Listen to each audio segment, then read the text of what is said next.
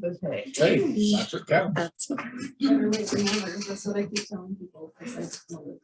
But I work hard. That's right.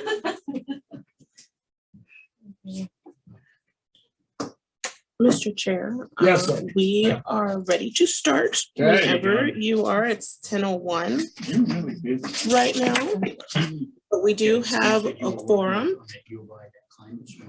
Yeah, I'm gonna talk about it.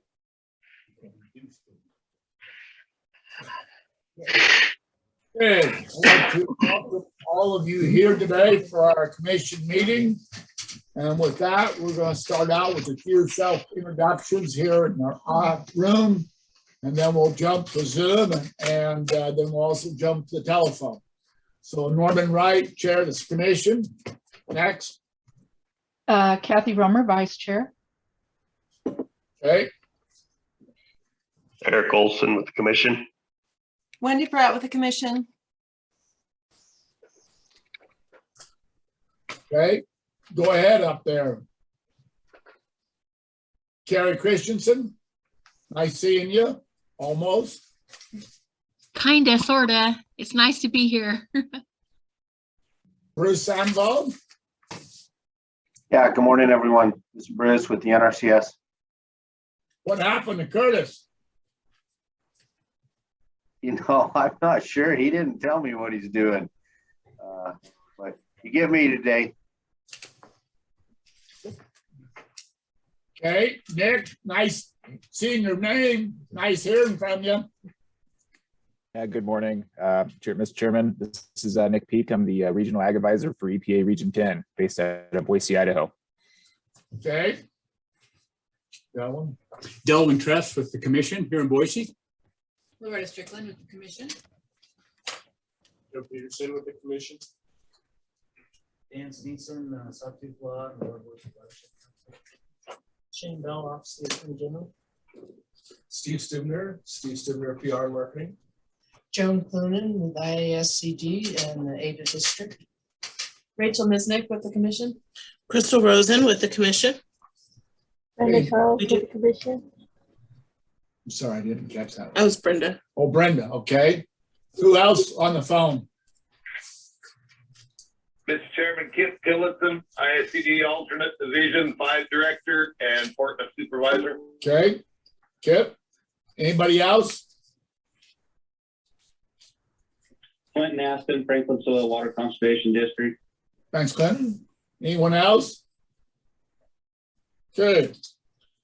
Hearing no other. It's nice to have all of you here. That Crystal, roll call. Chairman Norman Wright. Here. Commissioner Kathy Romer. Here. Commissioner Eric Olson. Here. Commissioner Wendy Pratt. Here. Okay. With that, we'll move on in. Let's see what happened. There's on partner reports. Does anybody have anything they want to say at this time? Does Carrie want to make any comment for NRCS? Bruce was going to speak. Oh, Bruce, are you speaking for Yeah, NRCS? Mr. Chairman, this is Bruce, and you know, Curtis didn't leave me with a lot. I think maybe other than I will participate in the conversation about the WQPA program when we get to that on the agenda. Okay, that sounds good, since we're gonna be talking about you, or at least NRCS, okay? Okay, Joan, do you have anything you want to say at this time? Well, I don't know whether these are going to come up later, but I'll just tell you a little bit what we're doing right now. We are working. I'm not sure if you're talking about what the University of Idaho is doing on the partnership, quote, Partnership for Climate Smart Commodities, which is they're looking for a grant from the USDA, which right now has about $1 billion to distribute. And they're looking in this first round to distribute for grants ranging from $5 to $10 to $100 million. University of Idaho is pulling together a group of organizations and people to partner to go after some of this. This is looking at projects to implement, quote exactly what it says, to implement climate smart production practices and activities and systems on working lands.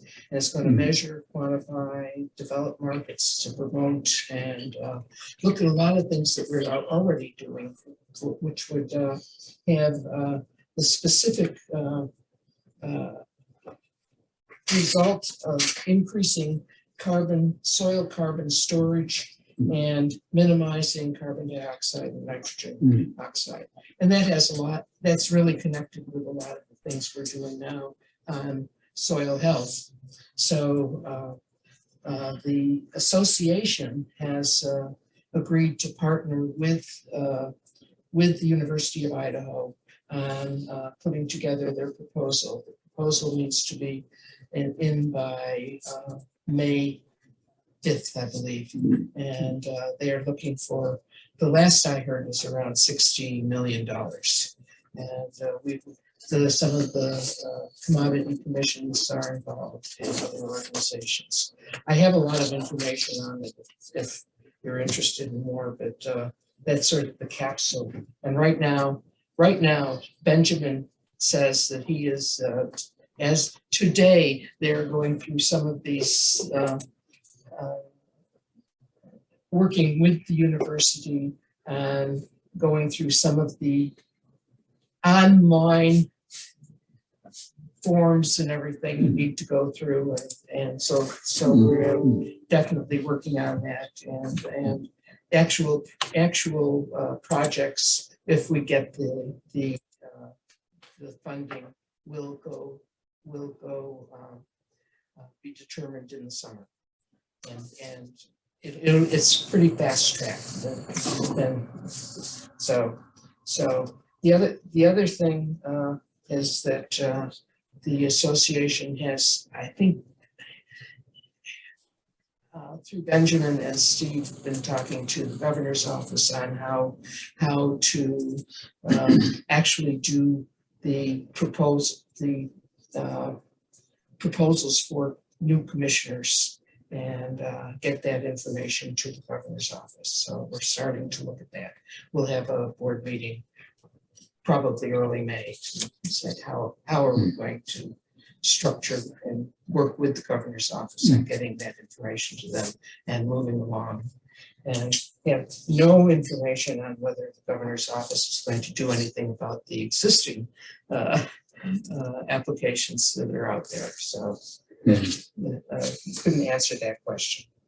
And one thing that's come up, one more thing that's come up recently is, I think that our one division, Division 3, which is my division, will be working with the local office of the American Farmland Trust, sort of in a partnership with, again, other agricultural entities and things on soil health education, and sort of working together, partnering to do a better job.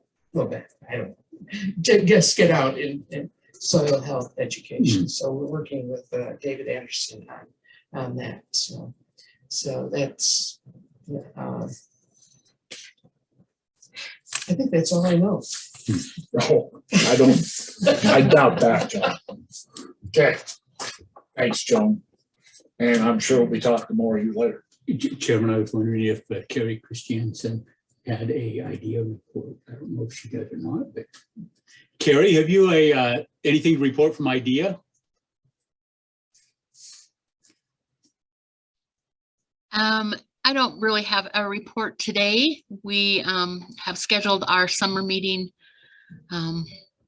for June and are looking forward to that and planning for conference in November. So we're doing good. That's good. Is Rodney still alive and kicking? I haven't heard from him for a long time. Mostly kicking. Okay, okay. That sounds like Rodney. All righty. Thank you. Thank you, Carrie. Thanks, Gary.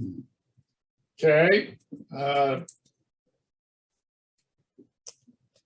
Then you, Ken, you want to just wait in and walk past what or do you have any forward comments you want to make at this time? Since you're one of our newest partners. I feel like I've been a partner with you guys for a long time. Oh, yeah. Maybe background, but I don't have any, comments other than when you get to it on the agenda. If you're there now. Probably not for a little while, but. I don't think you need to hear from me in advance. Okay. And I appreciate you being here. I was hoping Roger might show up too, but I'm sure you can speak for both of us.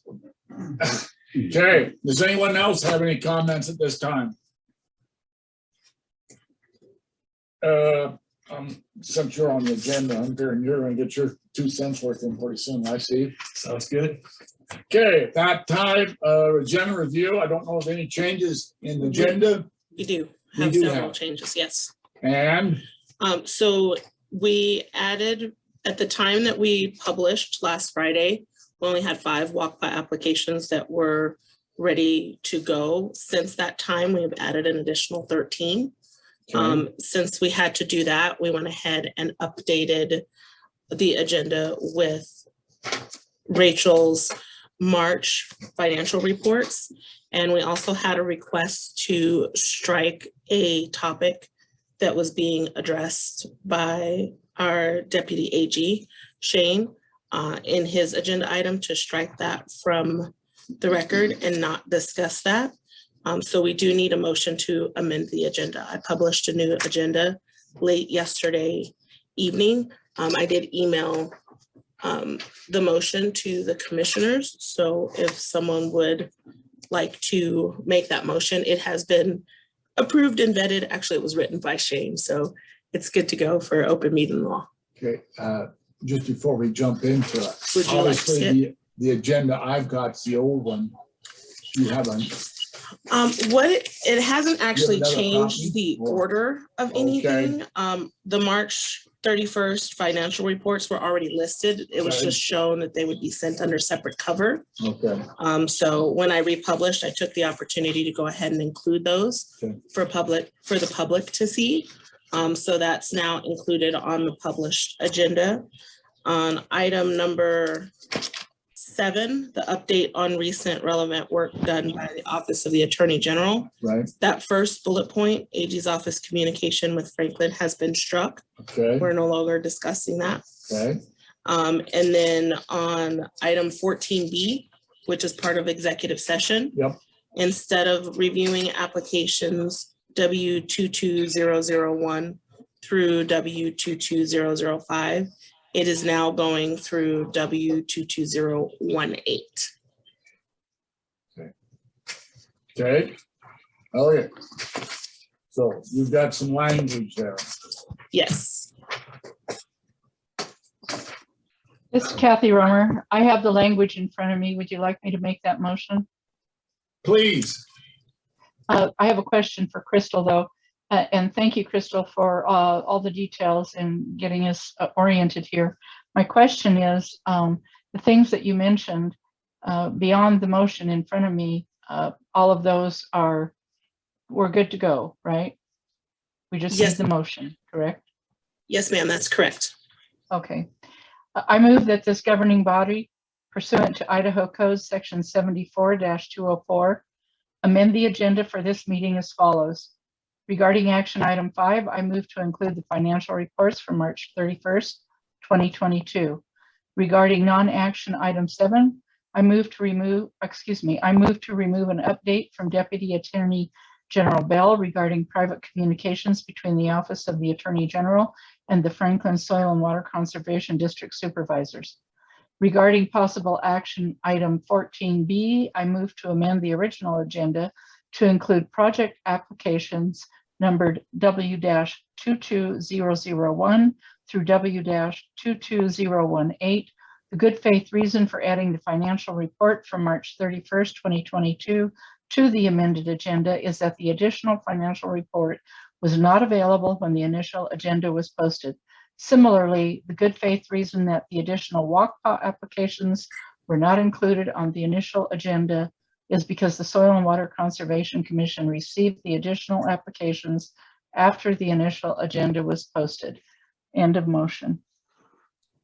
Okay, I'll second that motion. This is Wendy. thank you, Wendy. Any further questions on the motion? Hearing none. All in favor, say aye. Aye. Aye. Aye. Aye. Pose same sign. Motion carried. Thank you very much.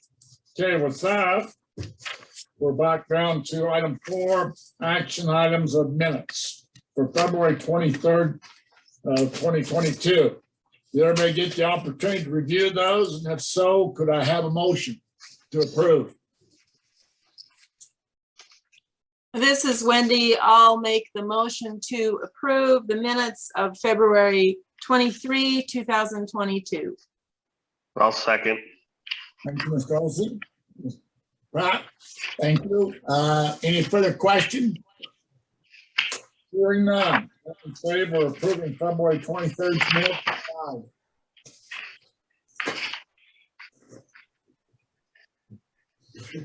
Quiet, say aye. Aye. Aye. Aye. Aye. Opposed, same sign. Thank you. How about March 30th? Mr. Chairman, I move to approve the minutes for March 30th, 2022 as presented. I'll second that. This is Wendy. Thank you. Thank you. Eric, further question on the motion? Hearing none. All in favor, say aye. Aye. Aye. Aye.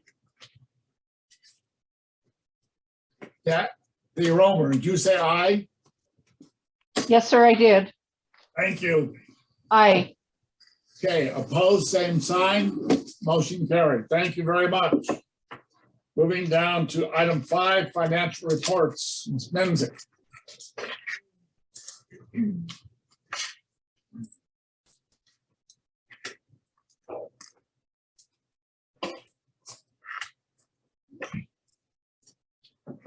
Okay, well, we'll start with the memo. The financial detail and fund summary year-to-date reports as of the months ended February 28th and March 31st, 2022 are enclosed in the updated agenda.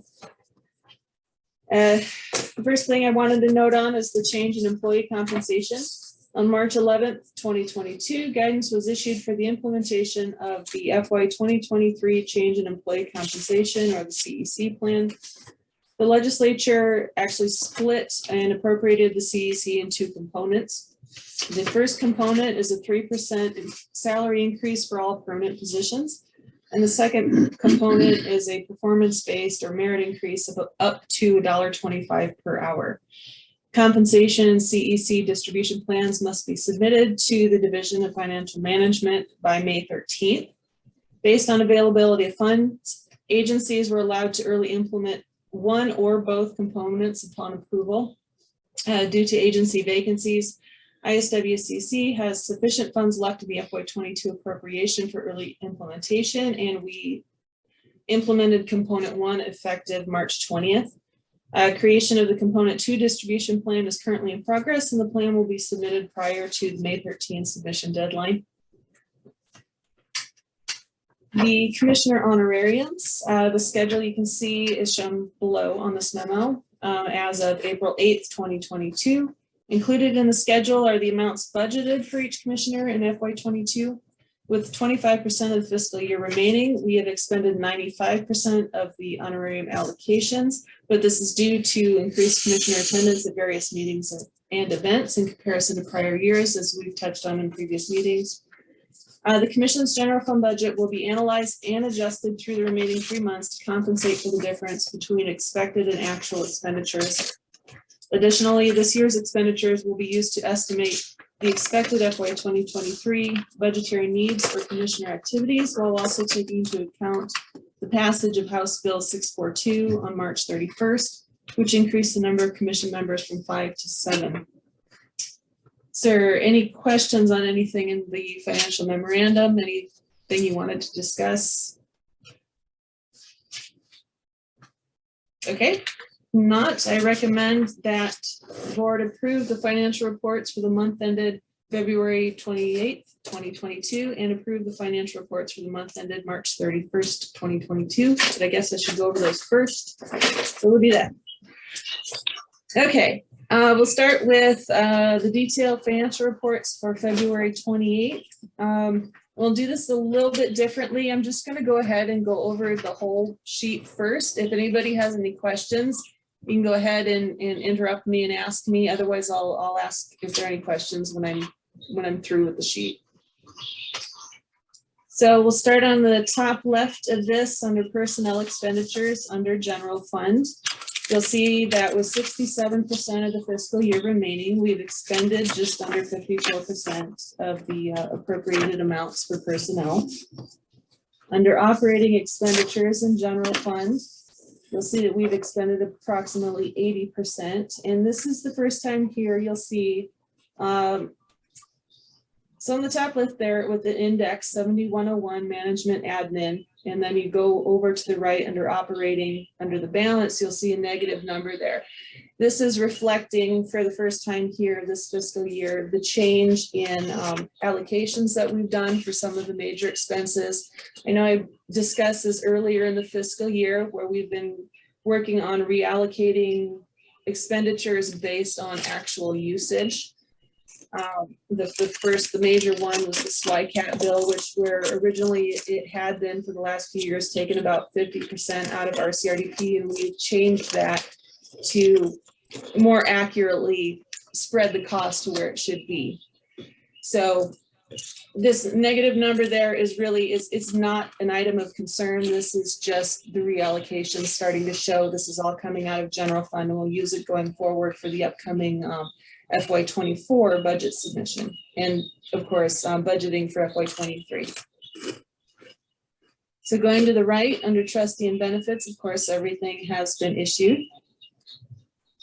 Going down to on the left side to SWC professional services under operating, no expenditures have been made out of that.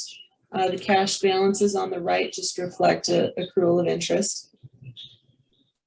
Under our CRDP loan administration, personnel expenditures at 67% of the fiscal year, we've expended about 63% as expected. Operating expenditures are about 22% of the appropriation for that, which of course is hand in hand with the change in the operating expenditures under general fund. So that's why that percentage is showing so low. Moving to the right, cash balances, total receipt to date, about $309,000 in payments on the existing loans.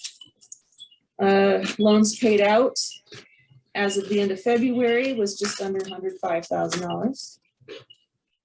The last item here, the revolving loan under DEQ, we've had no expenditures out of that fund.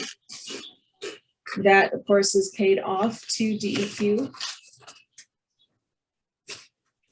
And on the right-hand side here, it shows an actual balance still remaining on our end for DEQ of about $4,500, and that is actually zero. That's an adjustment that needs to be made. So that's been paid off to us as well. So going forward with the commission, this account is no longer going to see any activity. So we're going to start creating some plans or looking forward to see how we want to utilize these funds for the commission. Are there any questions on the detailed financial report for February? None. Okay. Moving to the summary report for February. Top left, personal funds under general fund.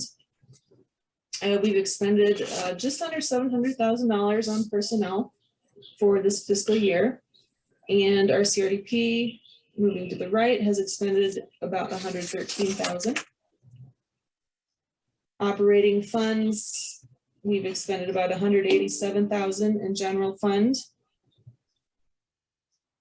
Professional services, no change from last month. Our CRDP operating funds expended are about $36,000. And of course, the revolving loan, we've expended nothing out of that account. And the last one there, trustee benefits, has been issued for a while, so nothing remaining there. Any questions on the summary for February?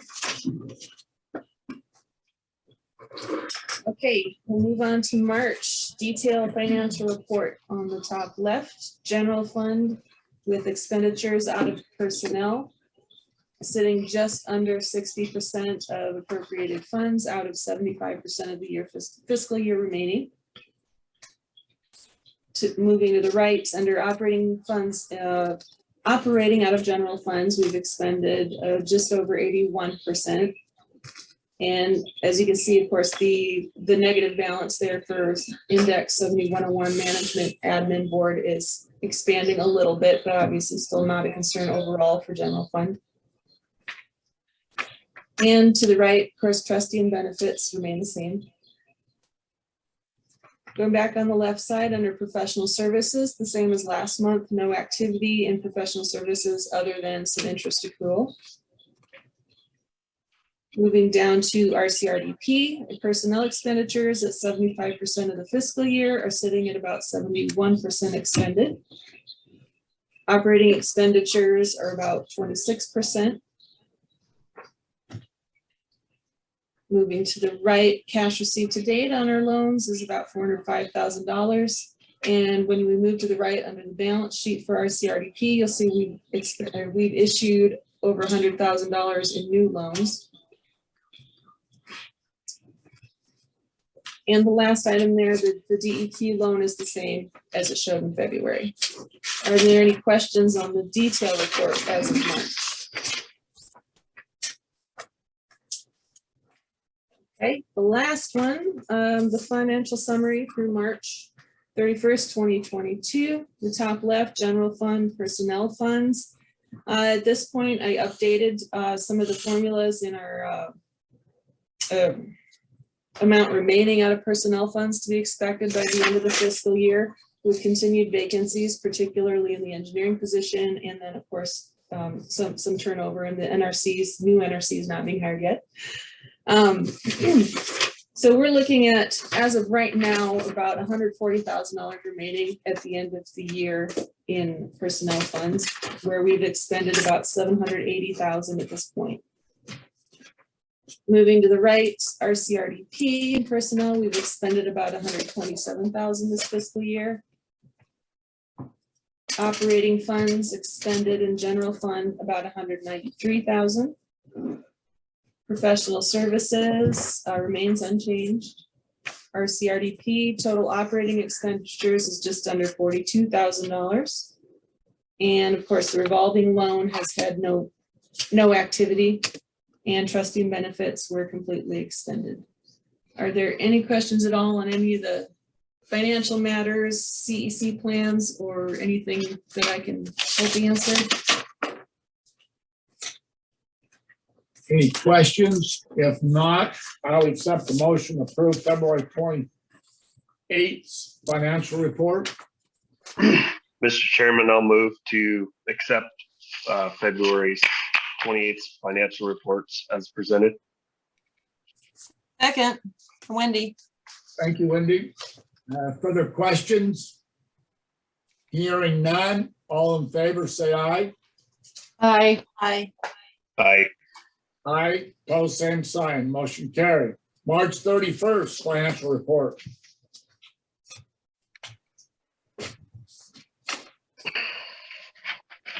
I'll make that motion. This is Wendy, to approve the financial reports for month ended March 31st, 2022. Thank you, Wendy. Second, Kathy Romer. Thank you, Patty. Further questions on the motions? Hearing none, all in favor, say aye. Aye. Aye. Aye. Aye. Pose same sign, motion carried. Thank you very much, Spencer. Hey, moving on. Mr. Stubner, looks like you're up, sir. Okay. How, where do you like people to? Why don't you slip up here?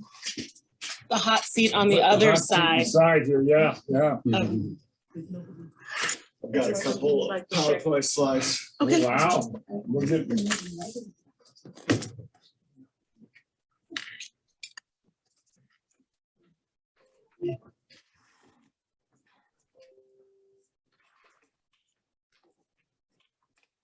First off is, does everybody know Steve Stubner? Now, maybe give a hair background because you haven't been here for a long time. I know you well, but Yeah, go ahead. we've worked on lots of cool projects Yes, we together. So I'm Steve Stubner. I'm based in Boise and McCall. I think I've been working for the commission since about 2012. I did not look back to the exact date, but there was, after Terry came on as the new administrator, she put out an RFP for communications and marketing services at that time. And I won that contract with a couple of subcontractors, including my designer, Warren Lawson, and several different video pros that I work with on a regular basis. And so we had a whole suite of services that we fulfilled at that time. We did some marketing collateral for the commission. We had talked about trying to shine the light on conservation projects all over the state to provide more information to the public about those projects. So we'd looked at doing video, newsletter stories, things like that, some social media. And the newsletter angle has really been the one that we've followed mostly. And we've done a few videos as well, maybe one video per year, depending. I love doing that video on the Whiskey Creek project over in the Grace area. That turned out really well. Alan Johnson just did an amazing job with engineering. Just that whole project just turned out fantastic. And we did another video in the Pioneers. And that's something we could do more of if the commission wanted to and budget warranted. But on a consistent level, we've been doing monthly newsletter stories that are shining the light on conservation projects. And then more recently, I'd say in the last 2 years, we've been doing district profiles.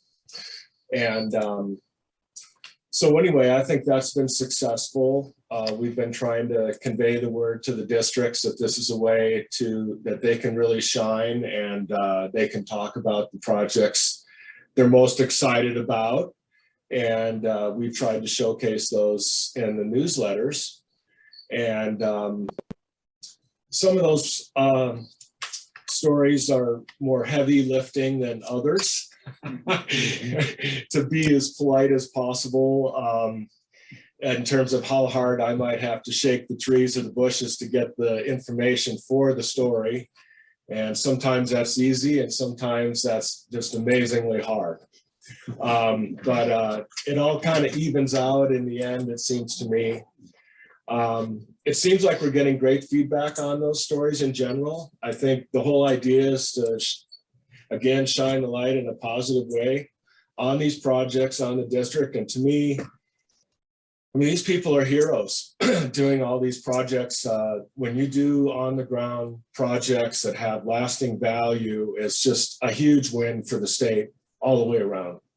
And I think in general, farmers and district personnel, district professionals, commission professionals have been doing this for decades. But not always, the public doesn't always know this is going on. And so I think we can always do more to spread the word. And so one additional thing that I've been doing, and I just put a couple of examples here on this PowerPoint, is we haven't really had budget set aside for this. And Terry would kind of push back on this some because she didn't have budget set aside. But I've got just like a standard fee that I charge for the newsletter stories. It's $500 a month, and then $150 for the InDesign layout. And then because of my connections as a PR pro statewide, I've been dishing these stories to Idaho Falls Post-Register Farm and Ranch. John O'Connell's been the editor there for 2-3 years now. And he calls me Monday mornings and he's begging for copy. And so, and I write these stories in a way that they can easily be tailored to a newspaper article. And basically where it's not just Farm and Ranch, but if it's an Idaho County story, I dish it to the Idaho County Free Press. If it's an Emmett story, I dish it to the Emmett Messenger. The Idaho Press has been running a lot of ag stories through Farm and Ranch on Fridays. And then several months ago, in all of their wisdom, they decided to drop Farm and Ranch in Canyon County, Idaho. I don't get that. But Idaho State Journal picked up the Farm and Ranch. Oh, yeah. Yeah. All of a sudden, I'm getting the Farm and Ranch. I'm going, I didn't subscribe to this. It's the middle of my Idaho State Journal on every Friday or whatever. Exactly. Yeah. But it's the Pioneer newspaper group. So each part of that newspaper chain is going to run Farm and Ranch. So that includes even Bozeman, Montana, Ogden, Utah, as well as a number of the Pioneer newspaper chain members in Idaho. So anyway, I've been doing this kind of out of the goodness of my heart in terms of leveraging this additional content. Wouldn't mind getting paid a little extra for that mileage because I think it's hugely beneficial in terms of the amount of impact that the stories have and the reach. So if we could just, this was an example several months ago where we did a commission story on a Blackfoot rancher who's trying to get a control over the Russian olives that are taking over her bottom pasture. Next slide. And so I'm just showing you the headlines and the picture, and then the full story that runs in the commission's newsletter that also runs in the newspaper, or sometimes they might ask me to cut it in half or whatever, and I'll take 15 minutes and cut the story down so it fits their news hole. But to me, it's always good for that extra shot of publicity. Chairman, Steve, I always assumed that when you got a story picked up and published in another newspaper that you were like working like a freelancer and they wrote you a check for that. Oh yeah, well they don't have any money. Yeah, when I write outdoor stories, okay, when I do stories like for the Idaho Press on outdoors, yeah, like today's front outdoor page was about the river season. Okay, but I had done PR for the Outfitter and Guides about this. We had all 3 TV channels covered the story last night. So I've been paid by the client, you know, and so this was a situation where I wanted to see the article in the Idaho Press. So I gave it to Gene Huff, my friend and editor there, a day ahead of time, so that it worked with her deadline. And there it is right on the front of the page. But she would pay me $150 or something like that if I were to just write an outdoor feature, say from a hiking trip or a biking trip or a Middle Fork trip or whatever. But yeah, so I've just been doing this on a more of a regular basis because I wanted to show you guys the value. And then I thought maybe if budget allows, there could be an extra stipend for my extra time to wheel and deal these stories. Like the most recent one is on the stream restoration up in Coeur d'Alene on Wolf Lodge Creek, which was just a fantastic story with Bill Lillibridge and all the district up there. Kootenai-Shoshone district just done a huge amount of work on that, and 10 years of work leading up to that project, just amazing. And anyway, so I dished that to Coeur d'Alene Press, and they'll be running that story. And so they missed that story 2 years ago when it was actually going in 2020. So I just have a working relationship with all these editors statewide because, you know, I not only work for the commission, I work for the Department of Water Resources, the State Water Board, the Rangeland Commission. I started doing this on Life on the Range stories 10 years ago, and they're just like, oh, this is so good. Bring it on, you know, and I'm like, great, sure, no problem. You know, and then Life on the Range is publicized by video on a website, but you know, you're only getting so much traffic through social media and on your website. And so the idea of getting out there on more platforms, especially, you know, still a lot of people are reading newspapers, I think, in the state, and then of course the TV stations as well. And so if I'm doing a video story, I'll dish them the video. Like I did a story over in your neck of the woods recently about those ranchers that were raising cattle at Sterling Wildlife Management Area in the winter, and they're desperate for pasture. And Fish and Game is desperate for cows to get rid of all this dead and decadent vegetation in the wildlife management area.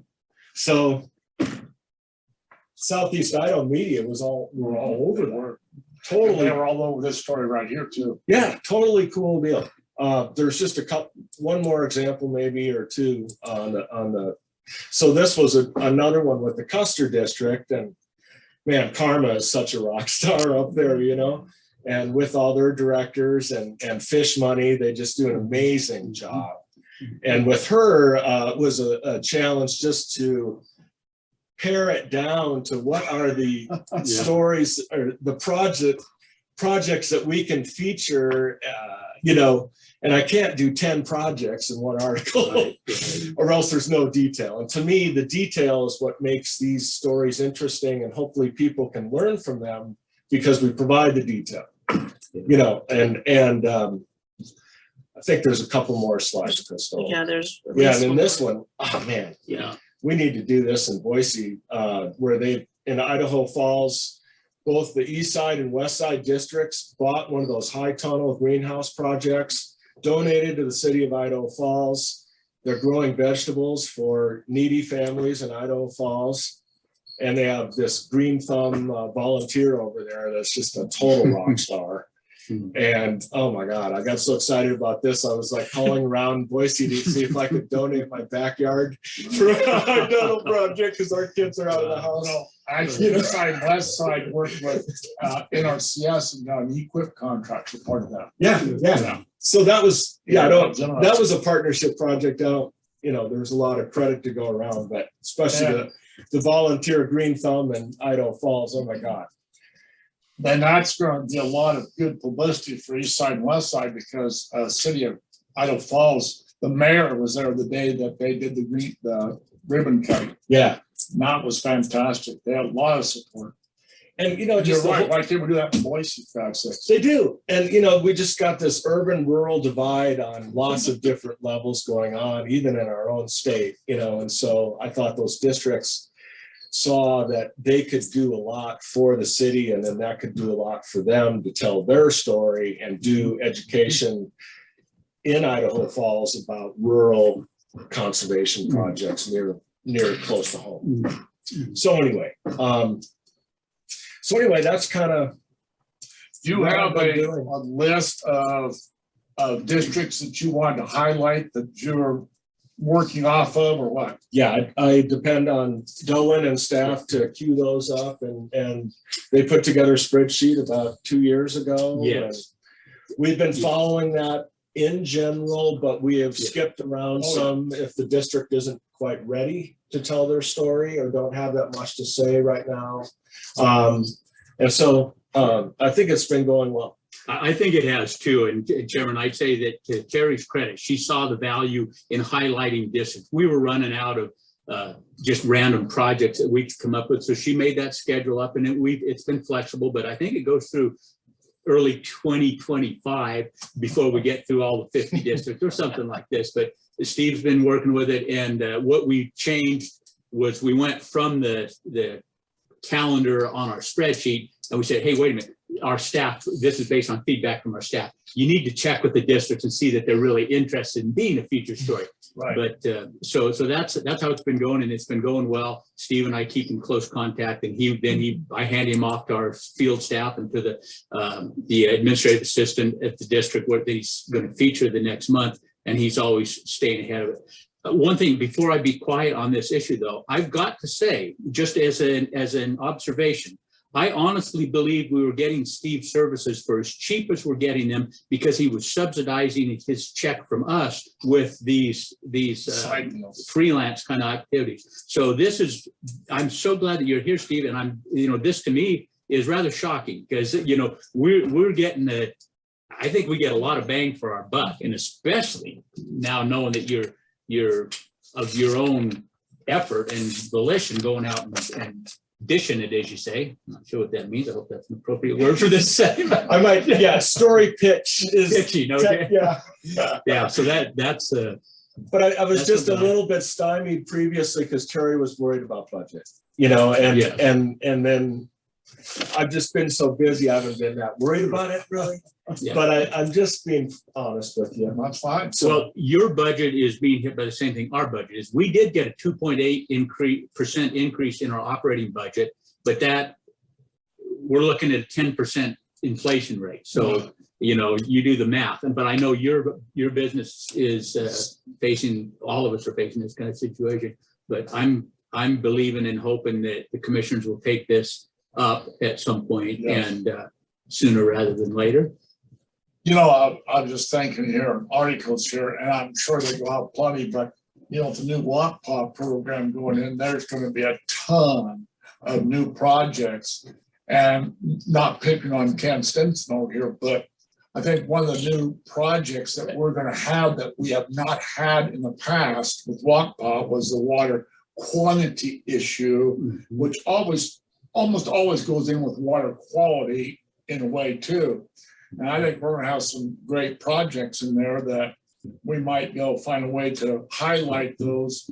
And I'd like to see personally a little hoorah in there for Ken's work and for, just lost his name for a second there. Roger Batt's work a little bit because I don't think a lot of people would know what they've done in the background that's helped us. So I think there's an article coming up here in the near future that might be able to highlight a little bit that kind of, I know they don't want to blow their horn, but my gosh, once in a while they need the horn blown a little bit. Dan's done amazing work on this stuff and others have too, but I think this back to those partnerships again, and you're showing those partnerships with our districts, and every once in a while you'll sneak in, I shouldn't say sneak in, there'll be some dominant partner like a county or a city that you've brought up and consider to be partners again. Well, we've got a couple more floating around. Right. No, this extra money that's coming in with so many different agencies is just huge, it seems right now. And I think a lot of people are seeing that as a once in a lifetime opportunity. And so I think the more transparent you can be about those opportunities and be proactive about we just added 2 pages to the last newsletter to get some of that word out, but I think it shouldn't end there. Social media outreach, direct, email outreach or however. The challenge to me is going to be putting those projects together quickly and having enough conservation pros to put the projects together quickly. Wow. You're talking about all the state, the ARPA and the infrastructure. I think of, the water quality stuff. NRCS has got money, Forest Service has got money, EPA, DEQ's got money, Water Board's got money. And that University of Idaho piece, I hadn't even heard of that yet. And so I'm going to be talking to Gretchen Hyde about that with the Rangeland Commission. But anyway, so. Absolutely.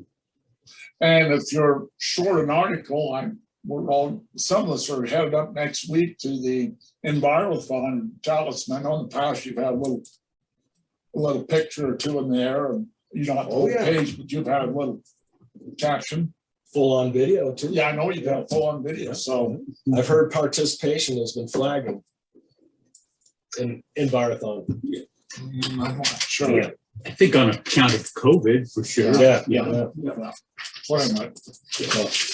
Okay, Steve, I appreciate your work. I appreciate you writing. I appreciate you, the artwork you do laying it out for us, and we couldn't be doing it without you. So thanks a bunch. I will say this, you know, the articles, I don't think would be done if it wasn't for someone outside doing them, number one. Number two is this, I agree with Delwyn.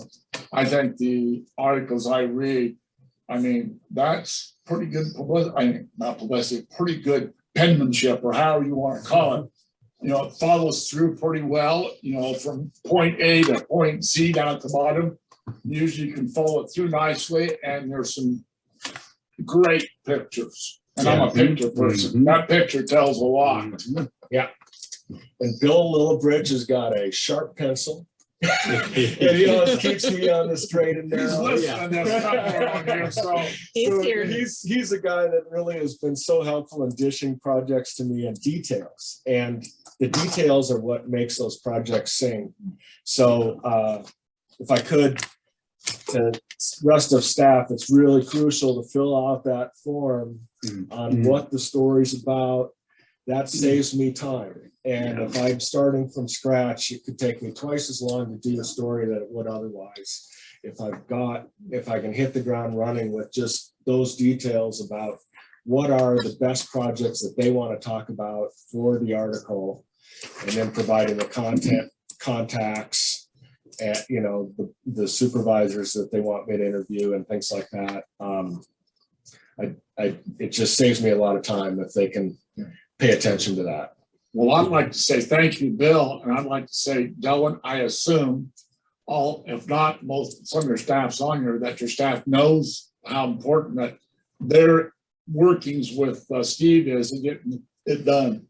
So tell them thank you and keep up the good work. I will. And Steve, this was just a good reminder for me on that story form. We'll work on making sure that we reinforce that, the importance of that to them for sure. Thanks. That was pretty gentle. You did a work, Jed.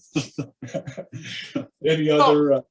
I gotta weigh in, Steve.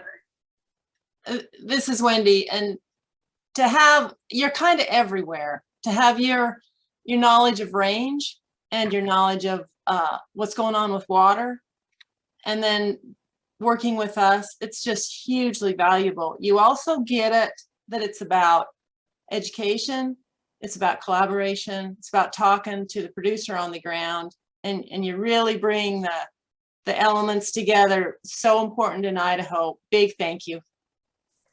Thanks, Wendy. Okay. Does anybody else want to put their 2 cents worth in? Okay. Does anybody have any questions for Steve?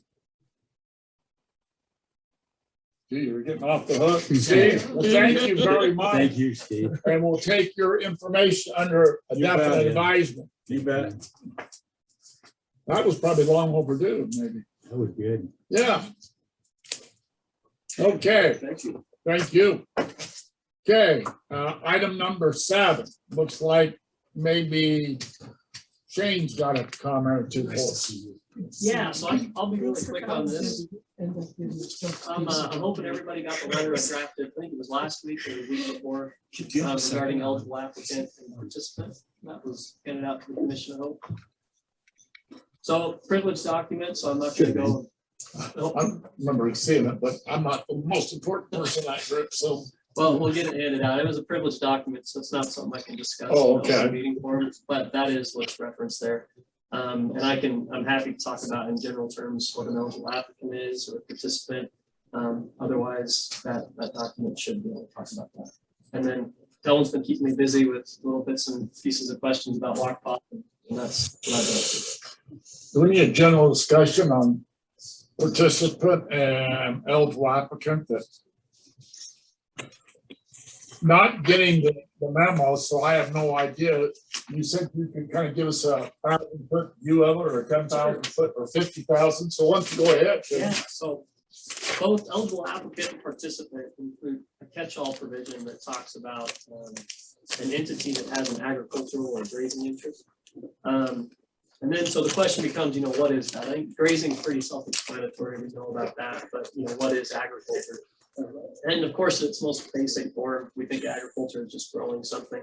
But looking into what the legislature has said in its statutes as well as guidance documents, it's a little bit more nuanced than that.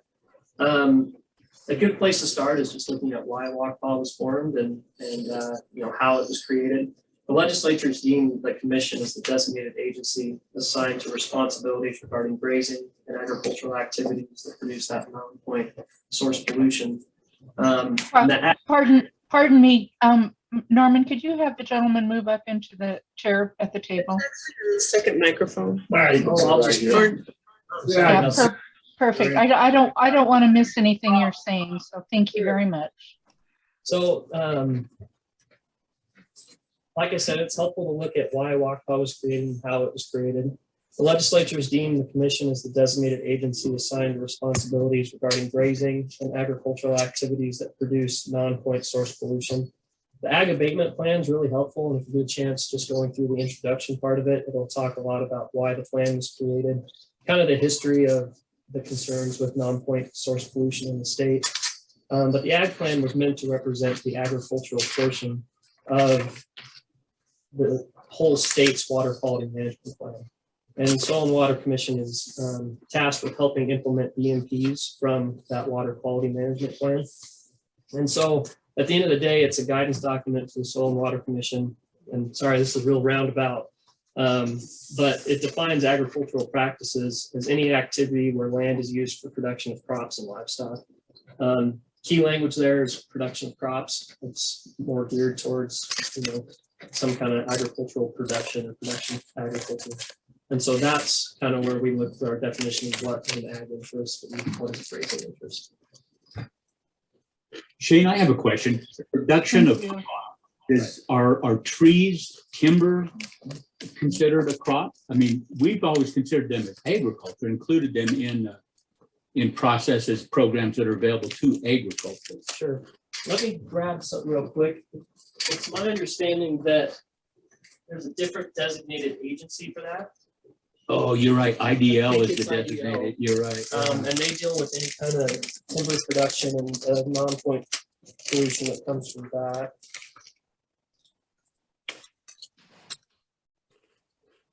So yeah, and DEQ is kind of the fallback for any kind of pollution that's not listed.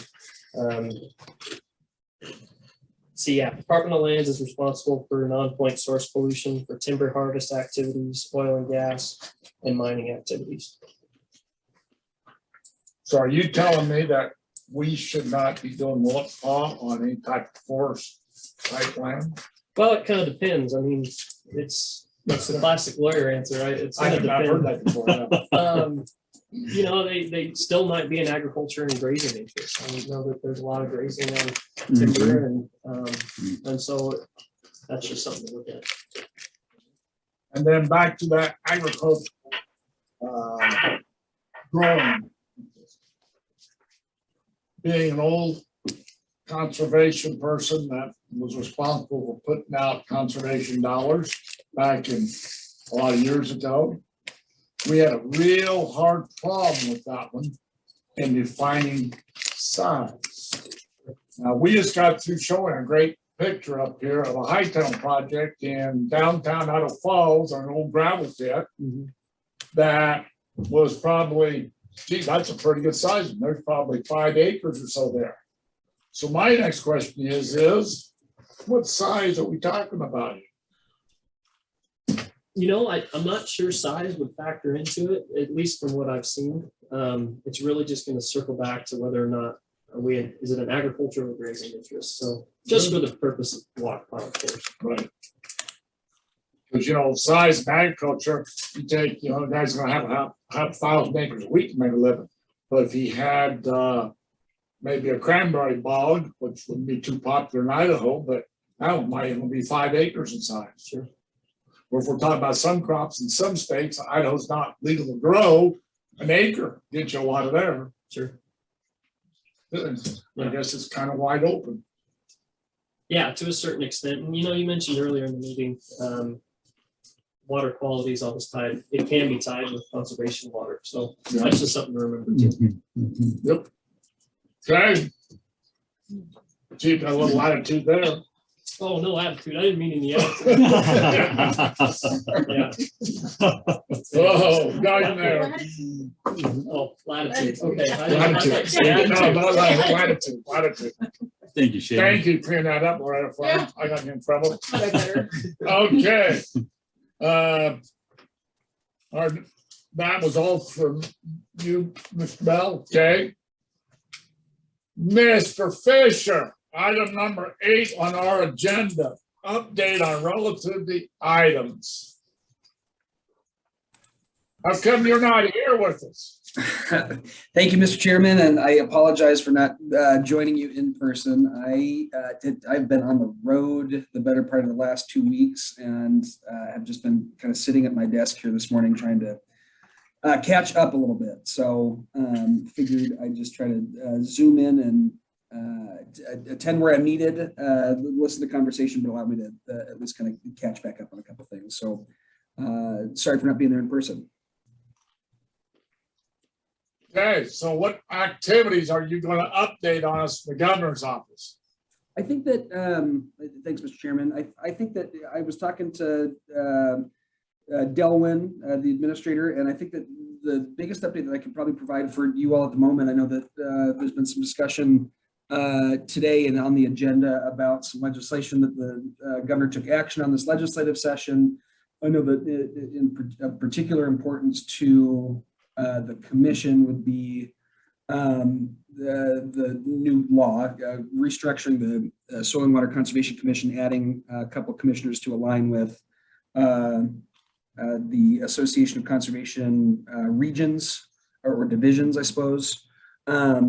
Given that we will have a new regional person and retain an at-large position, we've certainly got some homework to do here prior to the first of the year to establish who the new people will be. I've been already having some conversations with the association about getting their divisions noticed up to start mulling over recommendations that will be circulated to our office with the intent that we're going to have this all pretty well buttoned up, appointments ready to go prior to July 1st to ensure that we've got a full slate of commissioners, no quorum issues, and that we're meeting the intent of this new law to fill out the commission a little bit. So I know that in my conversations with, I talked to Benjamin a couple weeks ago, probably due to follow up again, hoping to have in the relatively near future, we've got a little bit of lead time prior to July 1st, but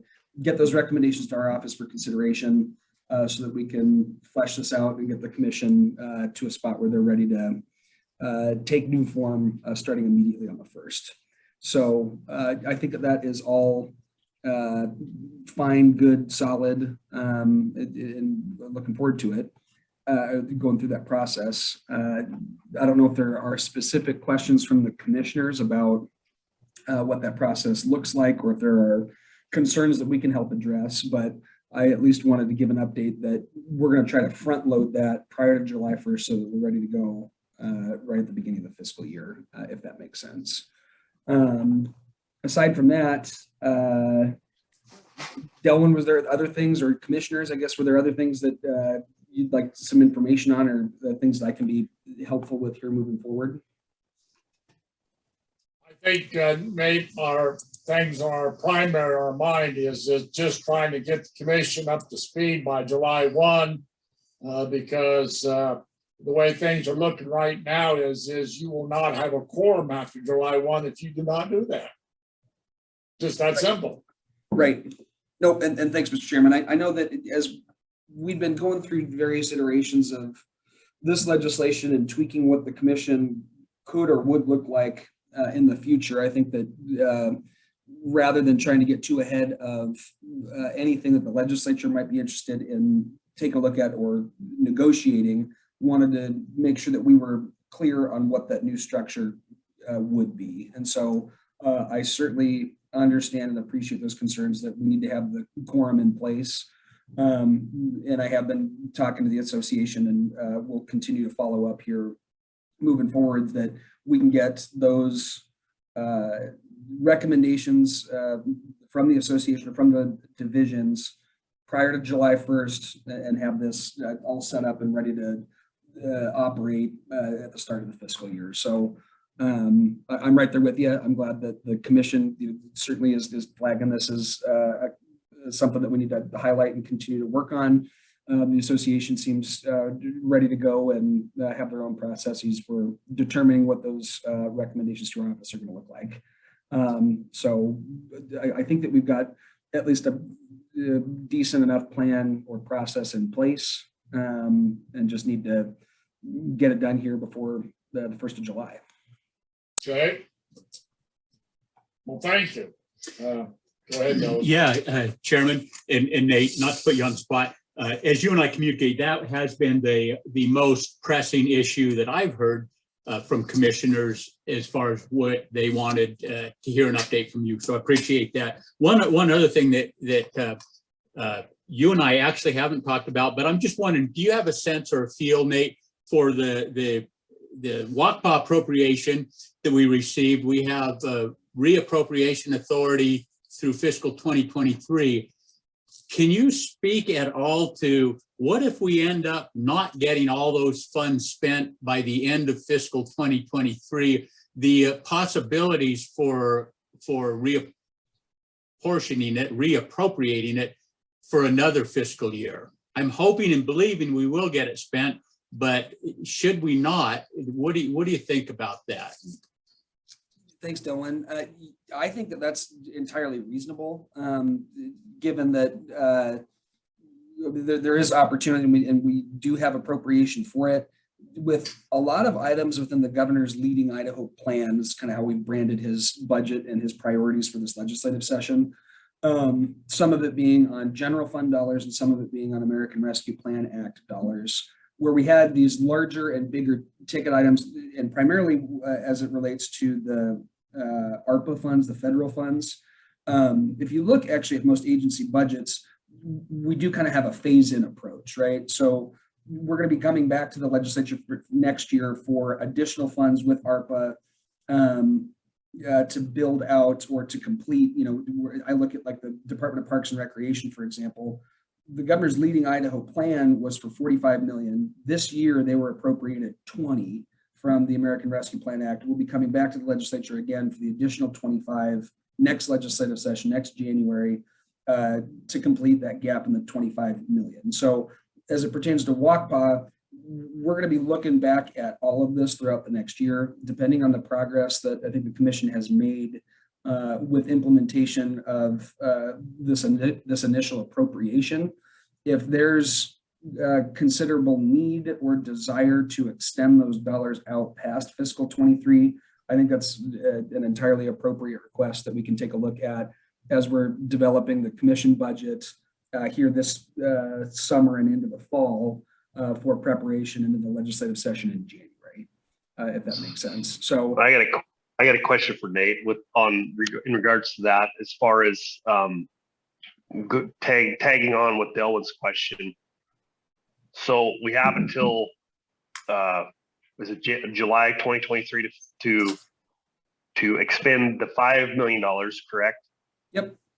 And so what are they going to take into account if we have all these projects in line ready to go, but we're having trouble getting contractors to be able to complete the projects in that amount of time? What will the legislature and the governor's office, what's going to be their view on that, as far as reappropriating or additional funding? Or, I mean, is that just kind of play by the ear, or what do you think there? Good question, Eric. I think that everybody recognizes that with all of this, I mean, we've got, and you're exactly right, we've got an influx of state appropriations. I think that everybody realizes that, one, costs are going to be probably a little higher than we anticipated, and it's going to be hard to find folks able to get on the ground to actually implement this stuff.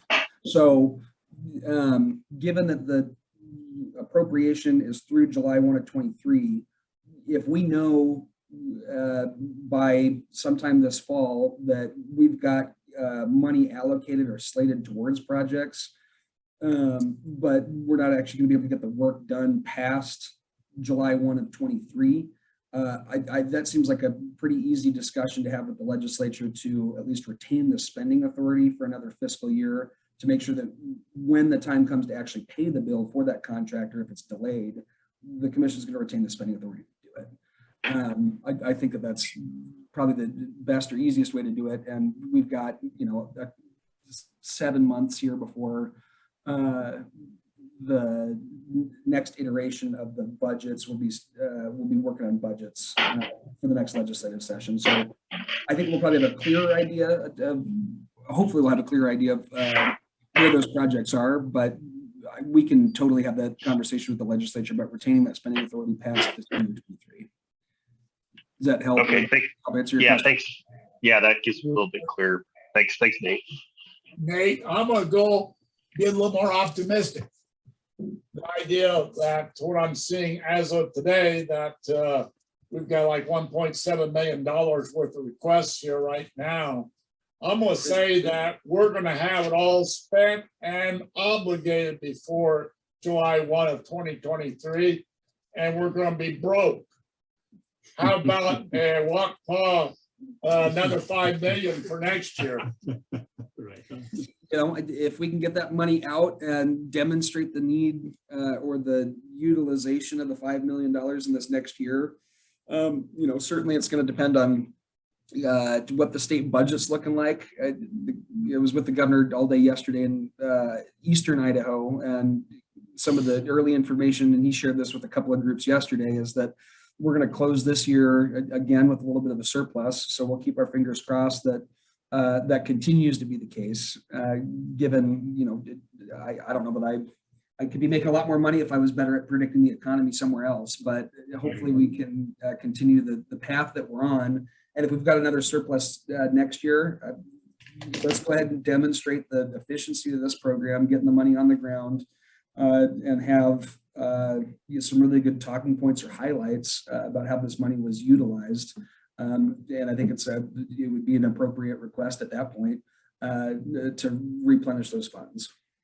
We are anticipating, with assistance of all of our star performers, that we're going to be able to do just that. We're going to be able to spend it in a very good manner and wise, and also the fact that we'll be out and we'll need more. So just put that on your calendar right now. I'll pencil it in. Okay, pencil. Okay, thanks, Nate. Chairman, you just mentioned our star performers. Could I just, there's been a lot of star performers in this thing, and Nate was there early on in last December when we were starting to meet and push on this. I know Dan and Roger and Paul Arrington have been working on this for years, literally, the commissioners.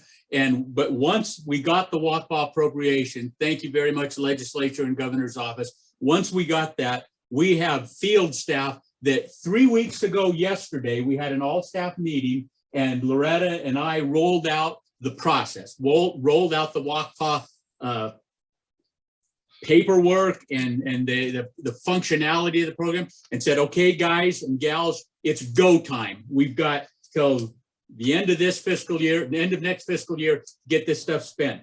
In those 3 weeks and 1 day, they have lined up proposals for, like Chairman said, $1.7 million worth of funds. So my hat is 100% off. I am humbled and so appreciative of all the work that our field staff are doing. I want to say that. Thanks, Nate. Thanks, Administrator and Mr. Chairman. I echo some of that. Dylan hit it right. Dan Steenson, Roger Batt, Paul Arrington have been good partners on a lot of this. And so we've sat down with them a couple times. They helped us, further understand the benefits of distributing some of this funding to different sources, and looking forward to seeing the outcomes. So the commission certainly should be thankful for those folks and their hard work helping through the legislative process. So I would echo all that. Okay, thank you, Nate. We're looking forward to hearing from you in a positive manner. You bet. Okay, with that, Nick Peak, you're our next guest. Well, Thank you, Mr. Thank you. It's been a while. Appreciate the opportunity to provide some updates, Mr. Chairman. I've got a whole slew of things here because it's been a long time since I've been able to talk with you, but I'm going to try to keep it pretty quick. The first thing I just want to mention is that our region, EPA Region 10, which covers Alaska, Washington, Oregon, and Idaho, is the last remaining region that's awaiting the appointment of a regional administrator. All other 9 regions have their political appointees in place, and we are still waiting around to figure out when that's going to happen. So we still have an acting regional administrator. My boss is still on her detail to as a senior advisor to the regional administrator. So we're still in a bit of state of flux for EPA Region 10, but we're waiting, I think, any day now to hear about a new regional administrator. Closer to home, I just wanted to mention that we have a new Idaho Operations Office Director. Some of you might remember Jim Warrens, who was the office director here in Idaho for quite some time. He retired. The pandemic has killed my sense of time. He's been retired for about a year and a half now, I think. But our new director, his name is Matt Zelag. Let me pull up his bio real quick just to make sure I don't mess anything up here. But Matt joined as the permanent director in June of last year. So he's been here for several months now. But prior to being here in Idaho, he was in our Alaska operations office where he worked as the project manager for Bristol Bay, as well as worked on the proposed Pebble mine. He's also got a lot of state and federal agency experience. He's worked a lot with tribes. He's worked with a variety of stakeholders. His background is largely Clean Water Act related, but he's also done Endangered Species Act consultations, just a whole slew of stuff. And so it's great to have a permanent office director here in Idaho again. And I know in the future, Matt's going to be able to meet with everyone and to get out and say hi to folks. So that's great. Now, Nick, his office is in Boise. He's shares a wall with me. Yes, he's right here. Yep. The other thing I just wanted. Oh, sure. Sorry, I didn't catch your question, Mr. Chairman. I said that'd be great if he gets a chance to come out and meet us. We'd love to sit and talk to him. Absolutely. Yep. I hope to get him involved with one of these meetings in the near future. Sounds good. Thank you. Yeah. The other thing I just wanted to mention is I'm actually in the office today, which is the first time in a long time. And as a whole, EPA starting next week is going to start having employees phase back into the office for about a 2-week period. And so we've been out of the office for well over 2 years. And I'm kind of old fashioned. I'm looking forward to getting back to the office. And so next week we're going to start coming back to the office and being able to attend meetings in person. And I'm looking forward to that because it's been hard to do my job without being able to go out and meet with partners. So that's good news starting next week. Let's see here. I'll hit a controversial topic just for the next update, and that's waters of the United States. I think we all know the definition of waters of the United States has been fraught with litigation and been controversial for quite some time. In mid-December or early December 2021, EPA and the Army Corps of Engineers proposed a rule to reestablish the pre-2015 definition of waters of the United States. And that's before the last 2 administrations, so before the Trump administration and the Obama administration. The rule was to codify those definitions. There was a public comment period on that proposed rule that closed on February 7th.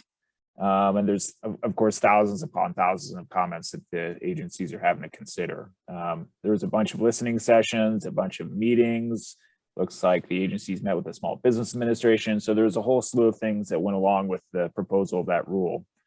I think the most significant thing for our region coming up is some regional roundtables. So it looks like on February 24th, EPA and the Army Corps of Engineers announced 10 different regional roundtables. And they're not specific to EPA regions. They're just 10 different roundtables. And the goal of these roundtables is to basically get a variety of stakeholders around the table virtually and to talk about perspectives on waters of the United States, experiences dealing with the definition changes, you name it. There was a pretty robust nomination period for these regional roundtables. And the 2 roundtables where there's going to be Idaho representation is the first one is being hosted by the California Farm Bureau. And then the second one is being hosted by the Wyoming County Commissioners Association, Montana Association of Counties, and the Idaho Association of Counties. And these are going to be virtual roundtables. I believe the public is going to be able to listen in on these. The schedule and the timing has not been announced yet, but I'm expecting that information to come out at any time. And as soon as that comes out, I'll be sure to pass it on just in case anyone's interested in listening in on those roundtables. There is some Idaho representation on each of these. I can't say who it is yet, but there is some Idaho folks that are going to be representing the Pacific Northwest on these roundtables. So that's a good thing as well. I think I'm going to talk about some good news next, and that is EPA's Farm, Ranch, and Rural Communities Federal Advisory Committee. This Federal Advisory Committee has been around since around 2007, and it's basically a committee that provides guidance, policy advice, just a range of things on how EPA environmental policies, environmental issues, environmental laws affect rural communities and agriculture. And we've got two Pacific Northwest representatives on that Federal Advisory Committee right now. Michael Crowder is on it from the state of Washington. He's the NACD president. And then the new Washington State Conservation Commission director, Chris Pettit, is on the committee as well. He was nominated from his previous position in Florida, but he's serving on it as well. Late March 30th, EPA actually announced that they're accepting new nominations for the Federal Advisory Committee. I've heard of some folks being interested from the state of Idaho that would like to nominate themselves to be on it. So if anyone's interested in nominating themselves or have any ideas on folks that might be good additions to the committee, let me know. I can pass along some information. The previous committee members are also allowed to renominate themselves. So I think there's pretty strong interest in folks that are currently on the committee continuing to serve on the committee, but it's an open slate. They all have to go through the same process to be considered for the future Federal Advisory Committee. And at the same time, usually the administrator announces charge topics for the Federal Advisory Committee to consider. And the previous charge topics were from the previous administration. Those are still in effect, but there's a new charge topic that was introduced at the same time as the announcement for the new committee nominations, and that is titled Advancing Climate Mitigation and Adaptation Strategies for U.S. Agriculture. So it's going to be focusing on some climate mitigation, climate resiliency topics for the new committee members when they come on board. I think I'll just do one more update and then stop there because this is a lot of information, but the next one I think is probably the most exciting thing that I've been able to start working on here in the last couple of weeks, and that's our Columbia River Toxics Restoration Funding Assistance Program. Typically, as you all know, I'm usually talking about regulatory programs, but this is actually a program that's where EPA is handing out money, and that doesn't happen very often. So this is a good thing to talk about. But back in 2016, Congress amended the Clean Water Act by adding Section 123, which basically required EPA to establish a Columbia River Basin Restoration Program. And this Clean Water Act section directs EPA to come up with voluntary competitive grant programs to fund environmental protection and restoration programs throughout the Columbia River Basin. And so, looks like in fiscal year 2019, there was $1 million that was appropriated to EPA. In 2020, there's $1.2 million. And in September of last year, September of 2020, there were 14 grants awarded to different states, tribal organizations, local governments. Looks like some universities got some awards as well. And some of those were ag-related projects for toxics reductions in the Columbia River Basin. So there was a big chunk of money that was out there for some grants. Looks like in fiscal year 21, there was another 1.5 million. and EPA developed a second voluntary competitive grant program that closed on March 8th of this year, 2022.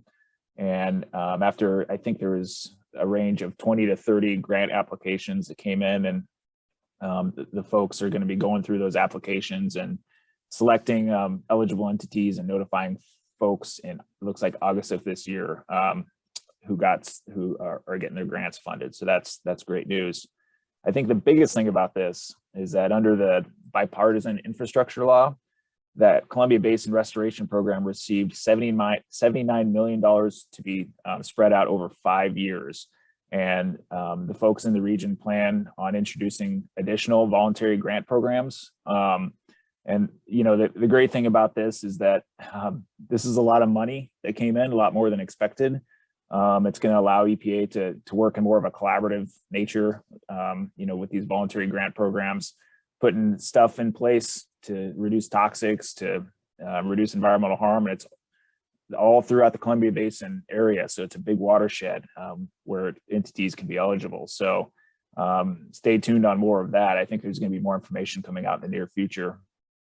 I can pass along, if folks are interested, there's a program update. Looks like a program update newsletter that came out recently, as well as a bunch of fact sheets that the Columbia River Basin program has put together. And so there's a lot of good information out there about what's being funded and the types of projects that are going and are being implemented. So it's a good program. Nick, where can we find out about that information? Where's it?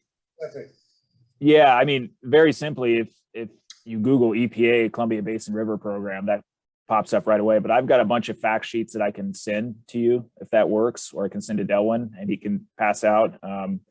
There's a lot of good information out there, but there's just a Columbia Basin or Columbia River Basin Restoration Program webpage that has all the information on it as well. I'll be sure to pass on the information though. Yeah, if you pass on Delwyn, that'd be appreciable. Sure, absolutely. And I'll stop right there. I think that's good enough for my updates today. Okay, does anybody have any questions for Nick? Well, nice seeing you, Nick, even though it's on Zoom, okay? We're looking forward to seeing you here. Yeah, I'll be in person next time. Appreciate it. Thank you, sir. Thanks, Nick. Okay. Moving on to item number 10, District Support Services Update. Loretta. Thank you, Chairman Wright. I'm just going to give you a brief overview of the open staff positions. The natural resource conservationist, we have Emmett open, and soon we'll have Division 6 open. The announcement for the Emmett position closed in February. 6 candidates were selected for interviews in mid-March, and 5 were interviewed. The top candidate was offered the position, but he had just accepted with another agency. So I, along with the other members of the interview committee, thought it best to reopen the position and select a new slate for interviews. And Crystal checked with HR regarding changing the advertisement of this position to include the flexibility of our 3/4 position or the 40-hour full-time position. Since we have these 2 positions left, 3/4 and the full-time, to fill the 2 vacant NRC positions, we felt that it would be best to advertise the Emmett position now in this manner to determine if there's any interest. We will re-advertise this position as soon as the description is updated. And I do want to note that HR is understaffed and has staffing changes. And so I think we're all doing the best we can. I think our goal was to get it reopened by Monday. I was hoping to have it reopened this week, Mr. Chair, but due to DHR staffing shortages and confusion with the listing, because I'm having to basically start over and re-educate a new person on how we organize our listings. We're still working on actually making the listing live. They do have the edits that I would like to put in for the language for the position to let applicants know there is a possibility of it being part-time if they would prefer, but I'm still waiting on approval of that new language right now. Okay. I just want to thank you, Crystal, for all your hard work and sticking it with it. So once we fill that Emmett NRC, we can announce the vacant NRC in Division 6 with whichever is remaining, the 3/4 or the full-time. And as a reminder, that position was vacated by Rob Sharpnack when he accepted the prep manager position.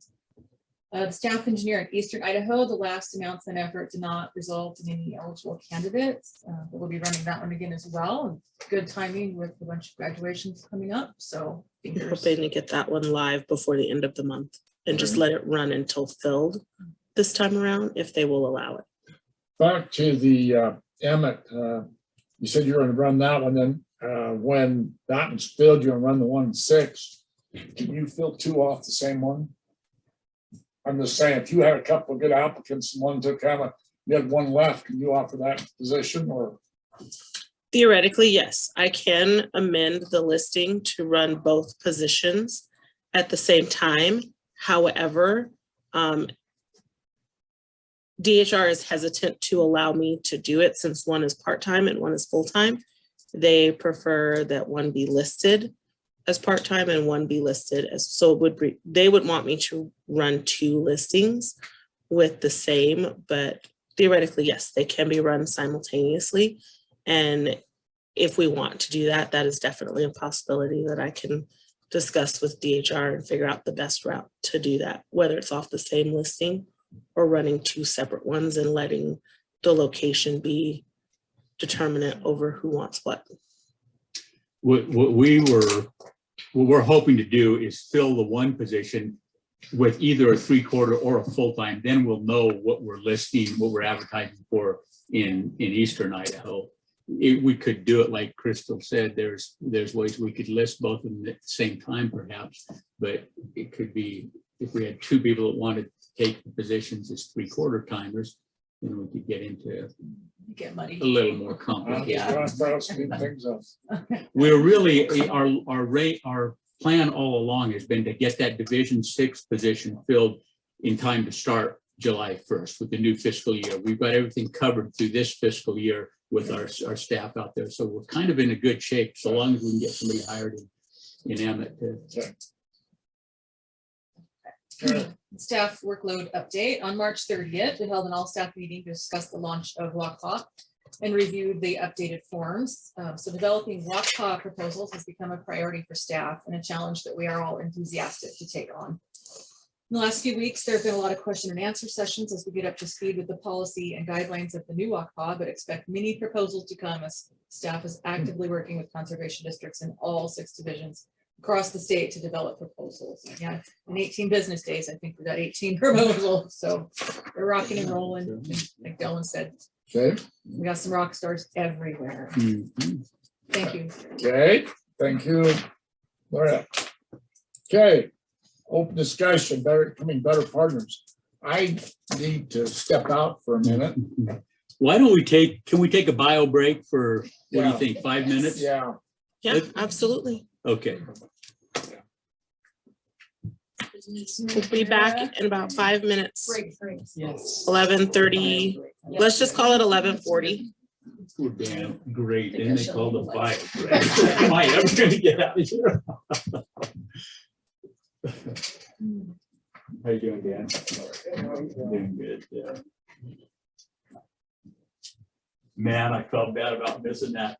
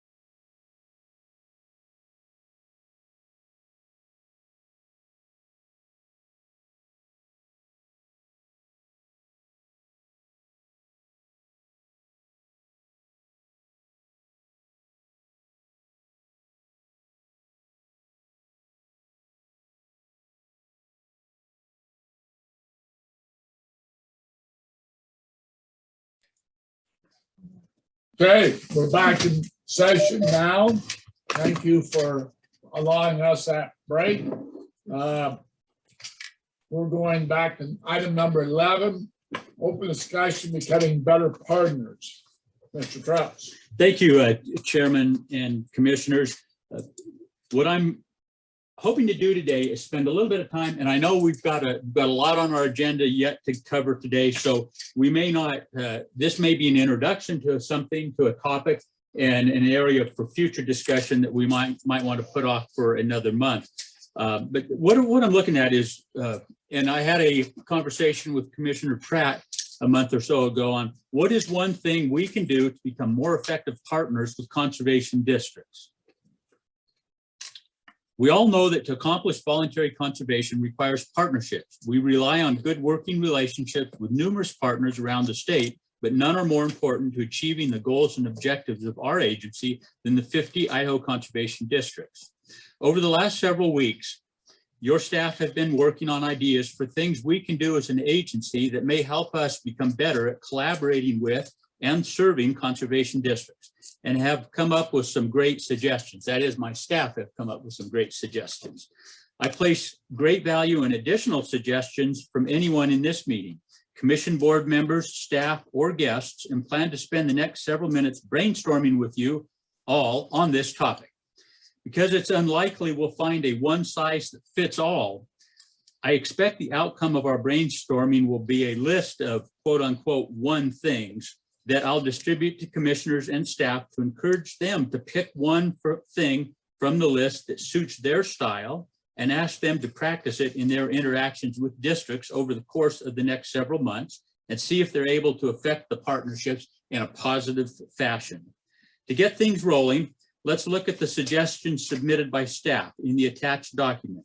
Then I'll open the brainstorming session and ask you to please jump in with your suggestions.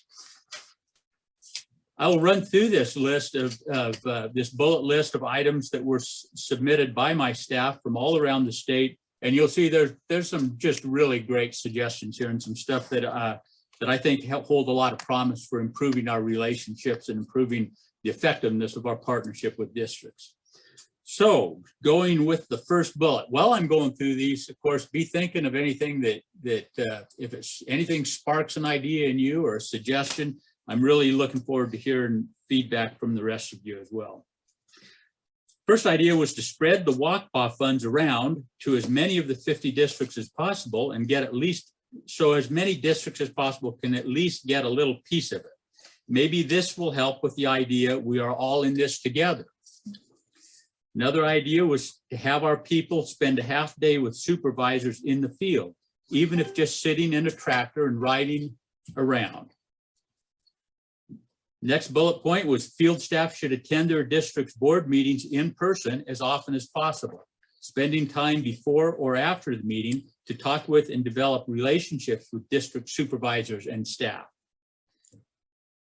Next, allowing time for and encouraging staff to attend and participate in district activities such as workshops, tree sales, and fair booths, which will go a long way towards showing the district board that we are a part of their team. Shake things up and encourage thinking outside the box. For example, remind supervisors there are a host of potential projects that may be outside of what they're accustomed to focusing on, and a potpourri of potential partners they can reach out to and collaborate with. Work with districts to identify and prioritize training needs. Find a platform to deliver the training effectively and interestingly. Keep them engaged. Hold Zoom trainings and/or question and answer sessions prior to reporting deadlines. For example, have an interactive session to answer match eligibility questions in July prior to August's report deadline. Next idea was to simplify or preferably delete the technical assistance request process. It'd be one less report for them to worry about and would alleviate the district allocations work group meeting also. Next item was when attending monthly board meetings, try to bring something other than just commission updates. Bring something specifically related to or valued by them, their conservation goals, or why they are on the board. basically view them as customers and partners. Same goes for their employees, who they use as their representatives, of course. Engage supervisors in their meetings rather than just being present. Have something to offer or add to the meeting or their projects. A brief discussion about something learned or discovered, a new resource you found or a concern in the district you saw, and options to address, workshop opportunities, project ideas, funding opportunities, even recurring ones.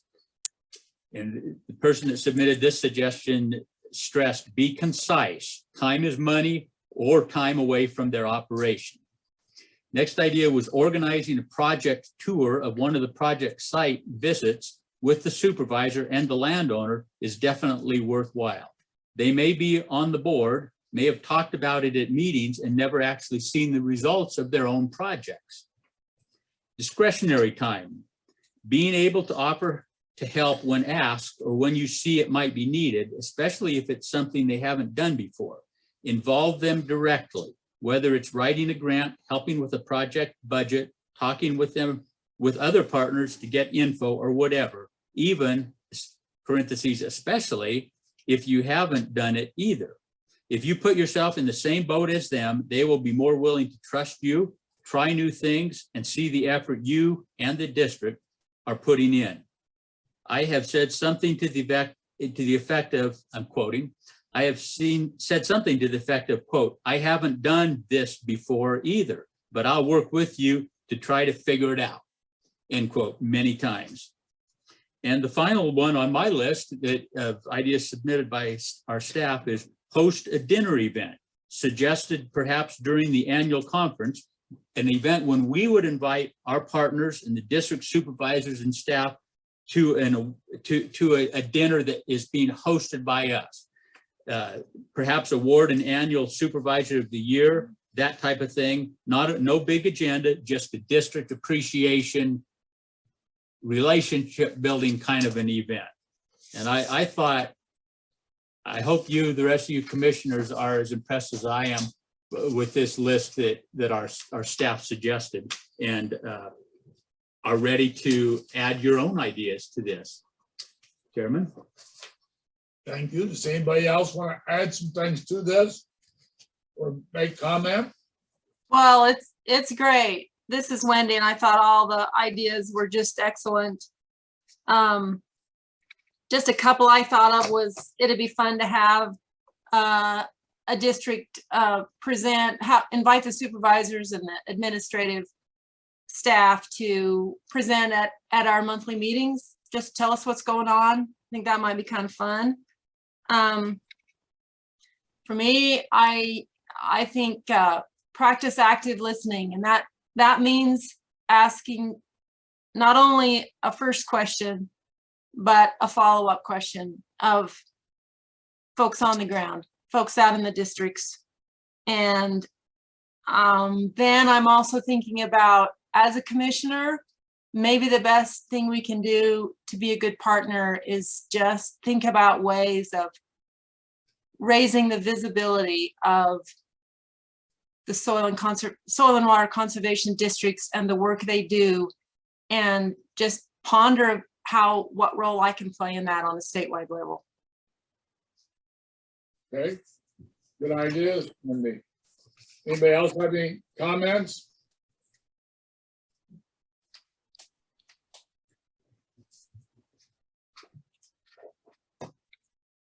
Eric.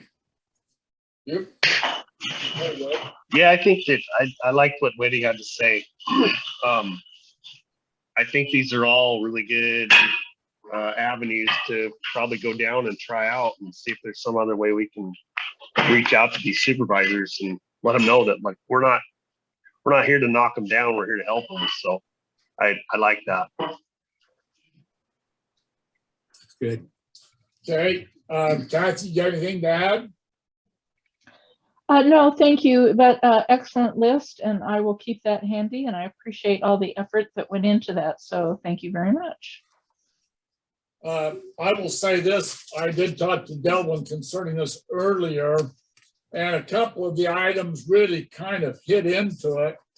And that is, we've been asked by districts and by individual members concerning training. And that was kind of pushed off to the back burner to other people that were going to do that, but didn't really work out well. And I think with assistance from IDEA especially, obviously we're going to have to visit a little bit with ISCD board, but I think that we need to go back to the idea of some district-wide training. And they can be short, try and get them down to where they're less than a half day, 2 or 3 hours. But we've had a lot of people, new people too, that are saying, well, there's a book out there, but they haven't really looked at the book that much or didn't have time or didn't understand it, so they dropped it. So I think we need to go back to that because I think they appreciate that and learning that. And also puts us out there with them.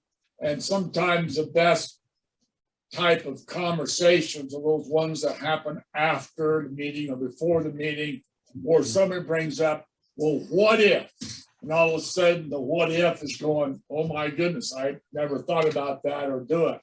But I still say that shows a lot of work with the districts to say, okay, we know that you don't know all the answers. We don't know all the answers, but we're here together to help you to try and figure out the answers, what works good for you. And those meetings are going to have to be timed the summertime or late spring or early fall is not it. It's going to have to be done in probably November through about March at the latest, or else they're going to be busy and it's going to be tough to do it. But each division could come up with that idea. I have something to add to that, Mr. Chair. We could also, after we get those put together, we can offer, I have a YouTube page set up. We can record those trainings even. I know it's really difficult for a lot of people, myself included, to sit down with a book with no visual and no audio and actually get anything from it. We could easily record those trainings and put them up on YouTube so that when new staff members or new supervisors come on a little bit late in the season or something like that, there's a video for them to kind of get up to speed a little bit faster if there's not a training available in the near future for them. Joan, I think that actually having meetings is probably not going to work real well. It's just most of the people who are supervisors have full-time day jobs. So not many are old retired folks like me, but we have a few of those. And one of the things I saw when I was on a couple, I've been on a few other boards in my past. And when I was on a couple of licensing boards, and at the meetings, we would frequently have 15-minute modules of training. And they were usually done, a lot of them were done by our attorneys. Sometimes the responsibility as a director, or responsibility as a supervisor, or responsibility as a member of this particular board. And this can be broken down into pieces. And then there's stuff about open meetings, and there's stuff on all of this that the supervisor coming in doesn't have a clue. And because it's totally outside the thing, but having some prepared modules that can be either recorded or PowerPoints that can be presented by somebody who understands the thing. I don't expect to get our attorney there at every meeting, whatever. But so what I'm hearing you is almost what Crystal said, taking what you're saying, break those down into smaller modules and put them out there on YouTube or whatever. Yeah, put them on YouTube, but you want to have at least one person there who understands the thing. Oh yeah. It doesn't have to be the attorney, but somebody who is experienced and skilled. in whatever the issue is. Like a subject matter expert. kind of Yeah. deal. Yeah, so that you're open for questions and do it, but you're not gonna cover enough people in the training to have meetings. I know when I went on as the public member for the social work examiners board. And that's the one you don't want to be on. This is much more fun. They had, the National Association had training for new board members. But we only had a 6-member board, and there's, boards about that size all around the state. It's not like with districts, we've got 50 districts, and you can't, and they had training where all new board members went to a training session, a 3-day training session in some fancy place, DC or whatever. But I don't think that works for the type of organization that we have now. We've got busy people who just need some may need reminders and some need to just understand. And one possible place to do some of it, at least to get the modules out, would be through the association division meetings. Yeah. And do that. But I find our district meetings, we got right now, we'll be lucky if we can get them there for 2 hours. Mm-hmm. A lot of the folks they're out in the field, and every district has people who are out farming things. We're not all urban ag like Ada is, and even our district has a mixture. I mean, I like that. We've got a mixture. So anyhow, that I do think the training and offering the training, because last year I know that we talked about training on how to avoid situations like the Franklin. How do you stay out of trouble? What is it? And people need to know that. Yep. And people need to hear that. In a way to identify and prioritize it, I thought maybe this year we could add something on the survey to ask. Please identify the areas that you want training, and that'll give us the start to figure out what's wanted and what's needed, because that'll be deployed here fairly quickly. So we add that to this.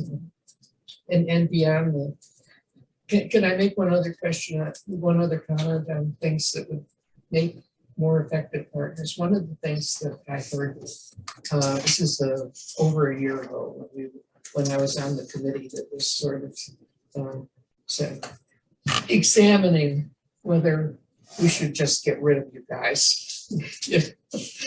Forget this. One thing was, well, we don't have any information on what they're doing and what's going on in the commission meetings and stuff like that, and what about their budget and all that. And I know all of this is posted, but the past couple of months I've received no notice at all, except for the email I got from Delaware about the meeting. And I don't know if maybe I've just slipped off your mailing list. But I will get with you after the meeting and verify that we have the correct email address for you and check into that. But beyond just a notice of the meeting, and that all of this, you publish all this information ahead of time. And that's important to people. But if you're going to discuss maybe a separate little a note that goes with it, that we're going to discuss this this next meeting. So to alert supervisors that yes, you really do want input, and please sign in. I think Zoom has been a great benefit in the sense that it makes it possible for people all around the state to just sign in if they know what's going on and if they know what's going to be discussed. That would be helpful to me and to everybody. And I love having Joe come to our meetings and talk about things. I mean, that's been really, really beneficial. We like you guys. We like you guys too. And I really like, Joan, how you confirmed and built on Crystal's idea, providing flexibility for supervisors to, dang, I wish, I think I heard something or whatever.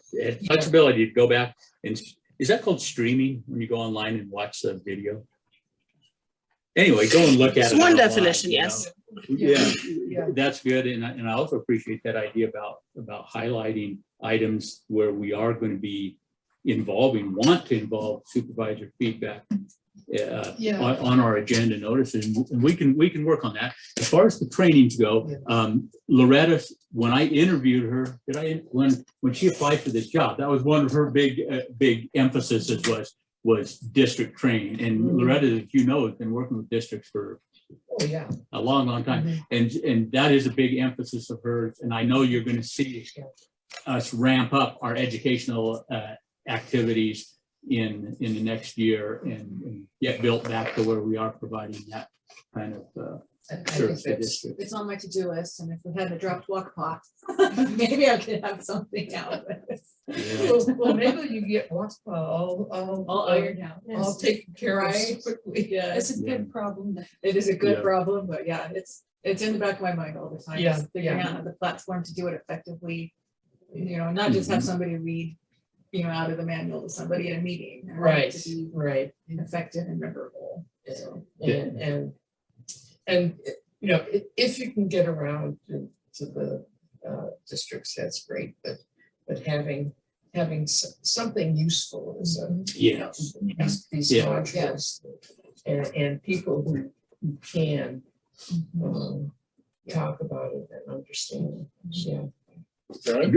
Great idea. So even though we didn't send out a flag to supervisors before this meeting that we were interested in hearing your feedback, if there's anybody either on Zoom or on the telephone line from a district, because we can talk till we're blue in the face about great ideas for how to develop and nurture effective relationships with district folks. But if it's not what you guys are looking for, so is there any additional ideas, any suggestions, any recommendations that any of you from the districts would like to chime in with at this point? I'd love to hear it.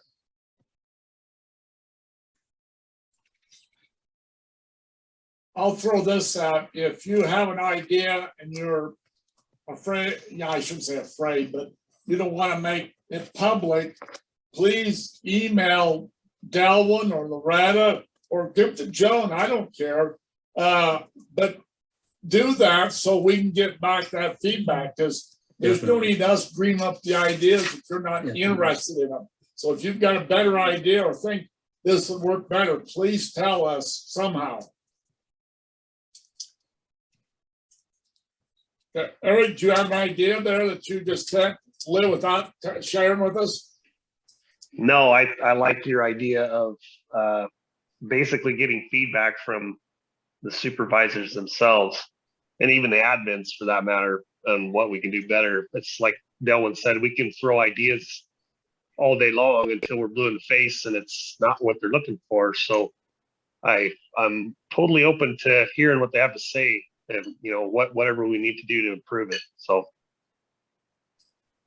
good. I'm going to add one other thing, because at one of the board meetings before I was an official member of the IASCD board, we talked about training as well and saying that this is important. And it's important beyond just training the existing supervisors, but Franklin keeps coming up. So you can't avoid it. And how do you get new people to come on well, I was here at the meeting a couple of months ago, and how do you get new people to come on? They need training and understanding right up front of what the obligations of being a supervisor and and the benefits and everything. It's a good thing that we talked about just overall training in modules more or less. And as well, so there may be some way to work together. And I hope so. Good. Well, to Okay. tag on with what Jones said there, you know, I remember when I first got put on this commission, and you know, getting to know Steve and all those guys on that side, on the association side. I remember Steve, and he still says this to this day about, you know, it's not just a coffee and donuts hour when you go to the meetings, and it's about doing projects and getting things done. And I think there needs to be a focus on the training part of it, as far as getting new people to come on the board and know what it's about. I think there's a lot of people that get put on these boards or elected to these boards, and they don't have a clue as to what it entails. So I'm in total agreement with that, but I still want to hear, from the supervisors themselves what they think that needs to happen, or what direction that they want us to go. For sure. Okay. I think we've, at the present time, exhausted that. I'm hoping that districts come through a bit, because if you got a better idea, we'd sure like to hear about it. I'll have Loretta and the rest of the field staff and direct them here in the next month to also solicit ideas from the boards they work with. And then, like you said, the survey is about to be deployed, so that's a good opportunity to request feedback. Okay. Moving on to the administrator's report. Thank you, Chairman. As we're well aware of, the legislation signed by Governor Little includes H757, our appropriations bill, which the governor signed March 24th, and it became effective that day. March 25th, 2022, the governor signed H642. The bill revising provisions for how commissioners are appointed to the commission, increasing the number of commissions from 5 to 7, and repealing the ability to establish new conservation districts. This legislation will take effect July 1st, 2022. Commission meeting, the next item is the commission meeting with Idaho State Department of Agriculture regarding district administered watercraft inspection stations. On Monday, February 28th, Chairman Wright, ISCD Division 3 Director Joan Clunan, and I met with Lloyd Knight, Administrator, Division of Plant Industries at the Idaho State Department of Agriculture. The meeting was arranged so we could follow up on information received the week prior, which suggested that our former administrator had communicated with Lloyd for the purpose of influencing the Department of Ag's decisions regarding which conservation districts it would award contracts to administer watercraft inspection stations. Lloyd unequivocally assured us that no SWC staff person has ever attempted to influence his decision regarding to whom the watercraft inspection station contracts would be awarded.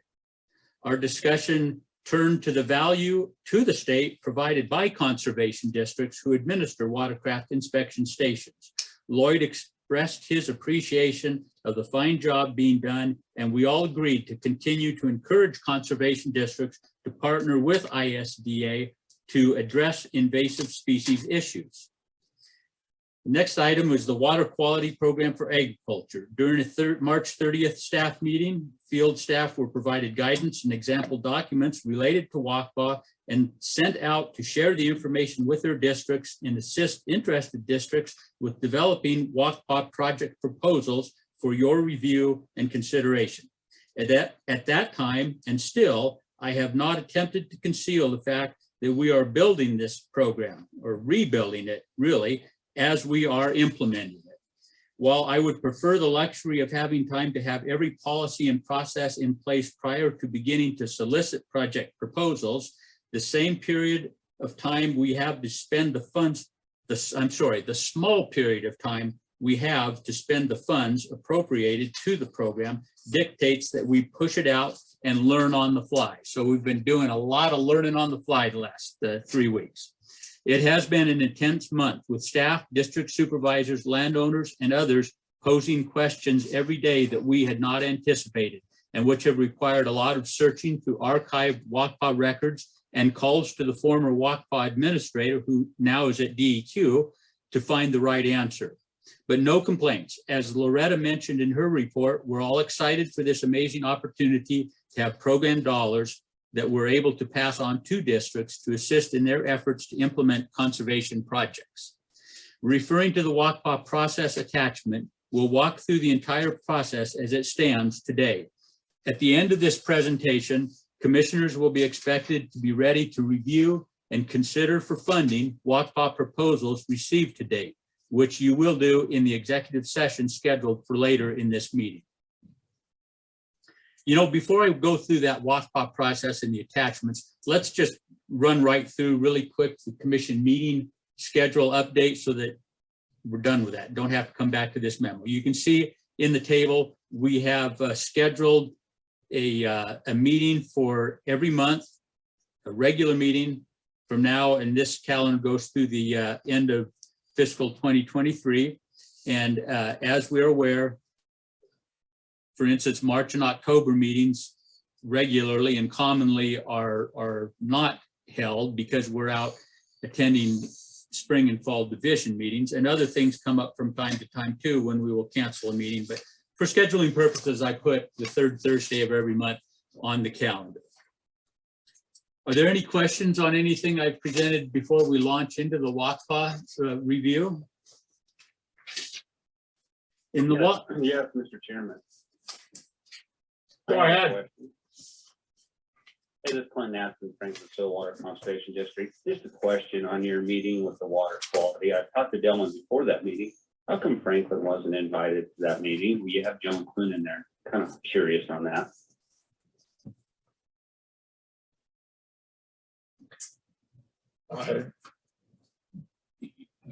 Clinton, no districts were invited to it. When we broached the topic with the with ISDA, we didn't mention specific districts by name. It was just a follow up on some information we'd received that we were concerned enough about that we wanted to get ISDA's confirmation one way or another if they were being influenced, and we felt it would have been inappropriately by any current or former commission staff person. It wasn't a discussion of your district or any other district in particular. It was kept as anonymous. The topic was broached anonymously. I won't lie to you. Lloyd was perceptive enough to understand where the information was sourced from, but it wasn't set up as a district meeting at all. And I believe before that we talked with Steve. Steve knew we were heading over there. Steve Becker. Yeah. I don't know if you heard that. Clinton, could you hear Joan's comment? I did not. She was just recollecting that as part of the courtesy to ISCD, that we had talked with Steve Becker, president of the ISCD, to let him know what our intention was to go over and visit with ISDA. And as much as anything, we were interested in how we can, once we got over that little piece of information, which we definitely were interested in and wanted to get clarification on, it was what can we do to promote districts as the entities that should be administering watercraft inspection stations. Any other questions? Yeah, I think you know my concern. I just don't think Joan should have been there. If you as administrator staff won't go there, great. You know, I have to be invited also. And it becomes a he said, she said, and you guys want to open up communication, and it's really difficult to do that way. Me and Joan probably need to have a discussion off to the side, though. All right. All right. Okay, moving on then to Watercraft program.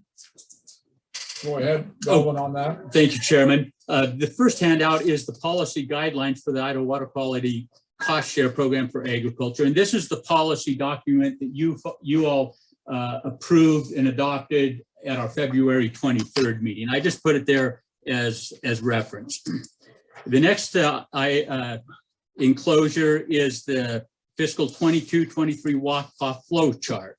And it shows how the WQPA funds that we were appropriated flow down to conservation districts or other eligible project sponsors who will submit proposals to the commission.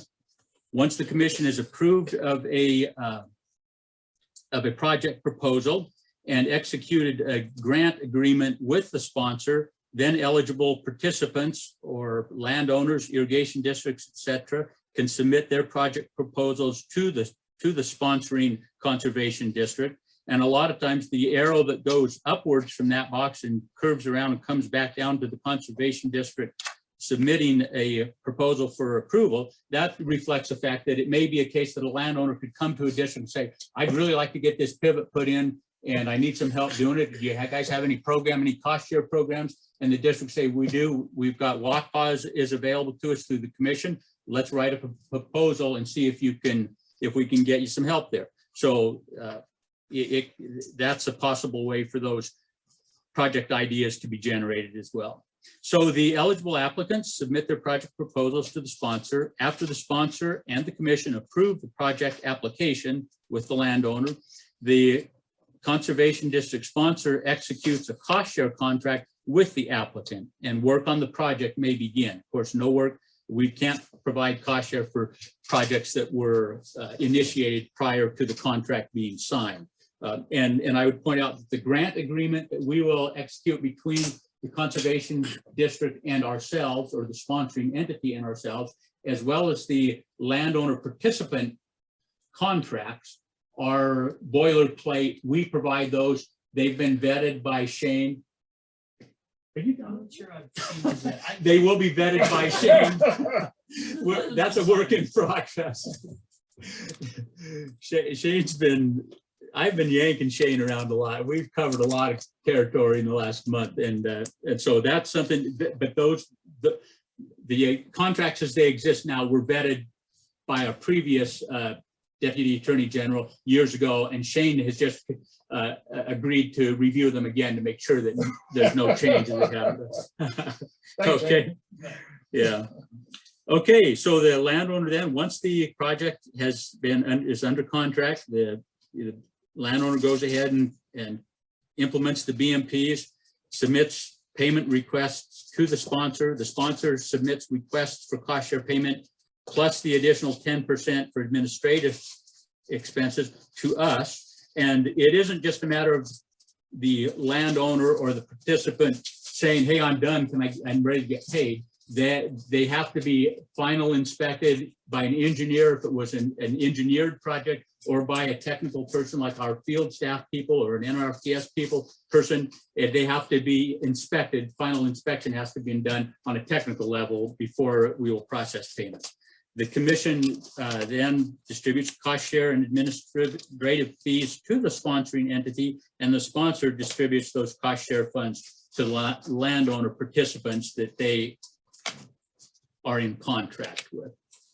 The next handout is a fillable PDF project proposal form that Loretta put together for us there, wherein the sponsoring entities, primarily conservation districts, fill in all this information, provide all this information with us. And a key to especially this year early on, as we're getting things going and recreating things, is that the sponsors work with our local commission staff person to make sure that they are understanding what it is we're looking for and completing a proposal that's ready for administrative staff to review and go over, and then ready for presentation to commissioners. And that's where we're at today. We have a lot of these proposals that in executive session we're going to go through, and of course that is coming up.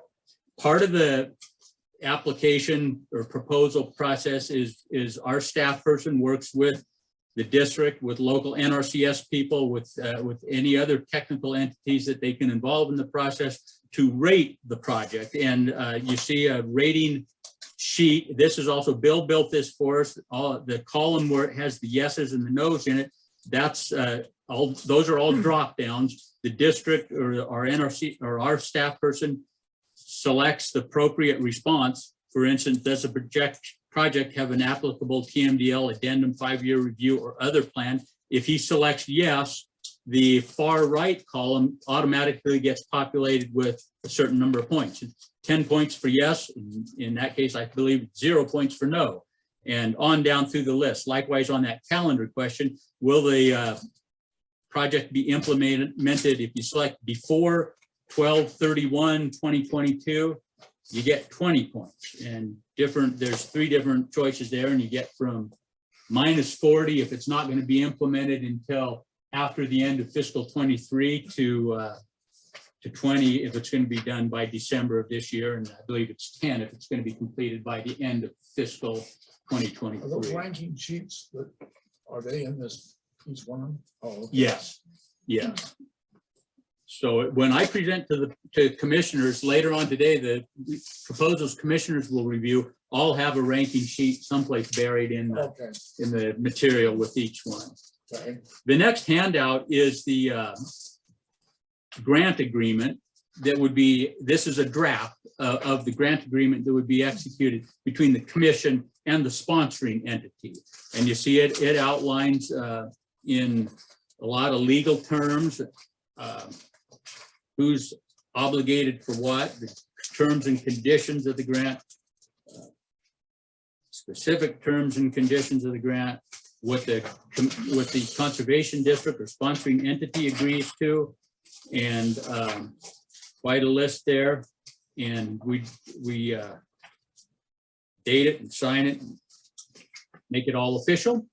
Once that grant agreement has been executed between us and the sponsor, then the entity, the landowner or irrigation company that wants to implement a project, a BMP project, submits an application for participation to their local conservation district that has the WQPA grant agreement in place. This gives the district and us kind of a paper trail of what it is that the program participant is interested in having happen on his ranch or in his irrigation district or canal company, as the case might be. Once the landowner application has been reviewed by the Soil and Water Conservation District, if the district acts to approve that application, they will execute a contract between themselves and the landowner participant. And the next item in your packet is a draft contract that would be executed. And that's, again, a lot of legal language in here. And everybody knows how these deals work. You know, it pays off to carefully go through each of these contracts with the partners or the individuals that we're entering into an agreement with, so that everybody clearly understands what it is that's being agreed to.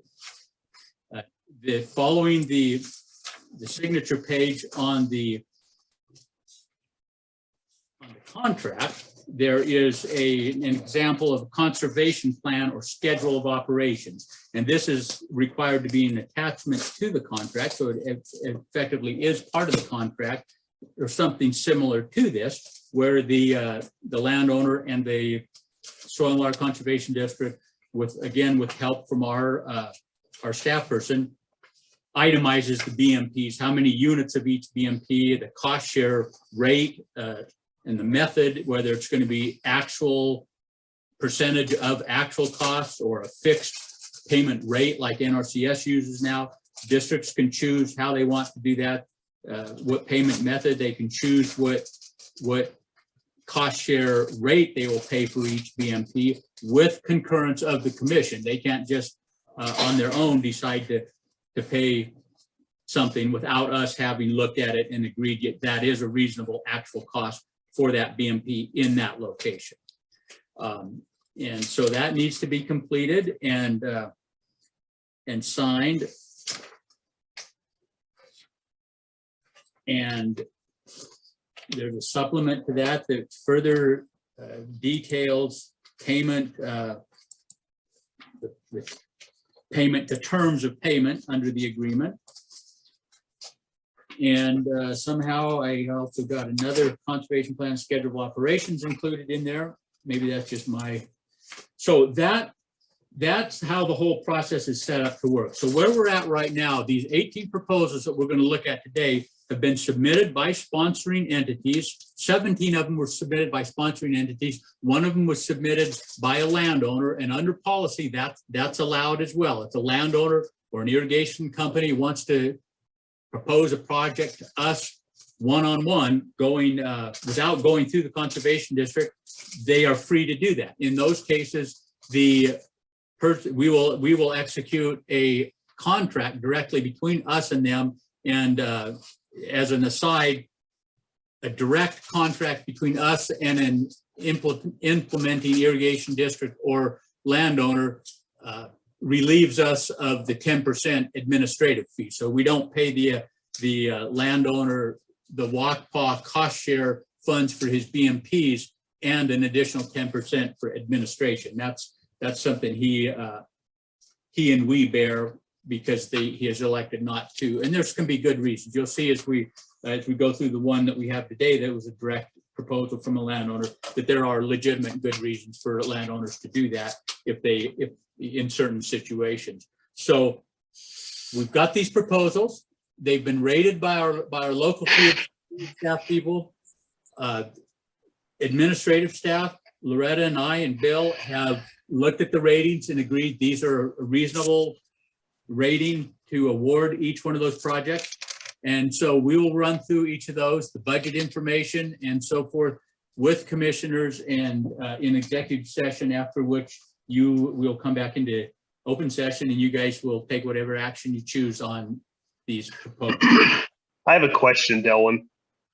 And I know this is the way that this is focused is down in southern Idaho, but I want to know what would qualify for a WQPA, say up our way, where we have drainage districts set up and we're trying to control water and we have issues with riverbanks. And I just want to know if a qualification would be met for a project like that up here, because we have a lot of them if it would be.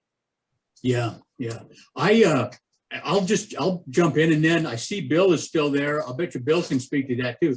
When you're trying to control water, I'm thinking about things like, I know there's been a lot done in Division 2 over time, gully plugs, talk about stream bank erosion, all kinds of stream bank projects that you're familiar with, Eric, up there, those kind of things. So long as there's a nexus with agriculture or grazing, and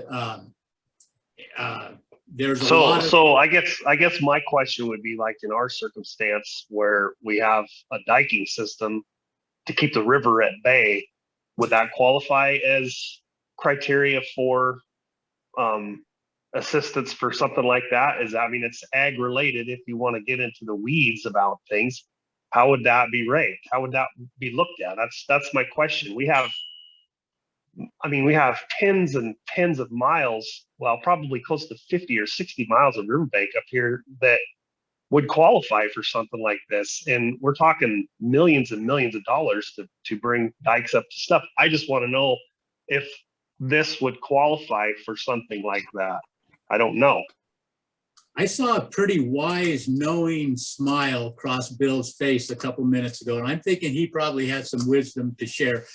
Eric, I'll be honest with you, I'm not that familiar with the kind of work you're talking about and how it interacts with ag and grazing. So, Bill?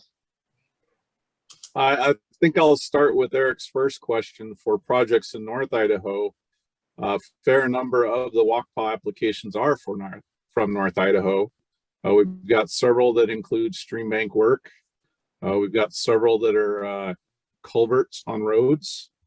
Looking at those specifically have to do with reducing sediment. A couple of them, the roads have blown out several times.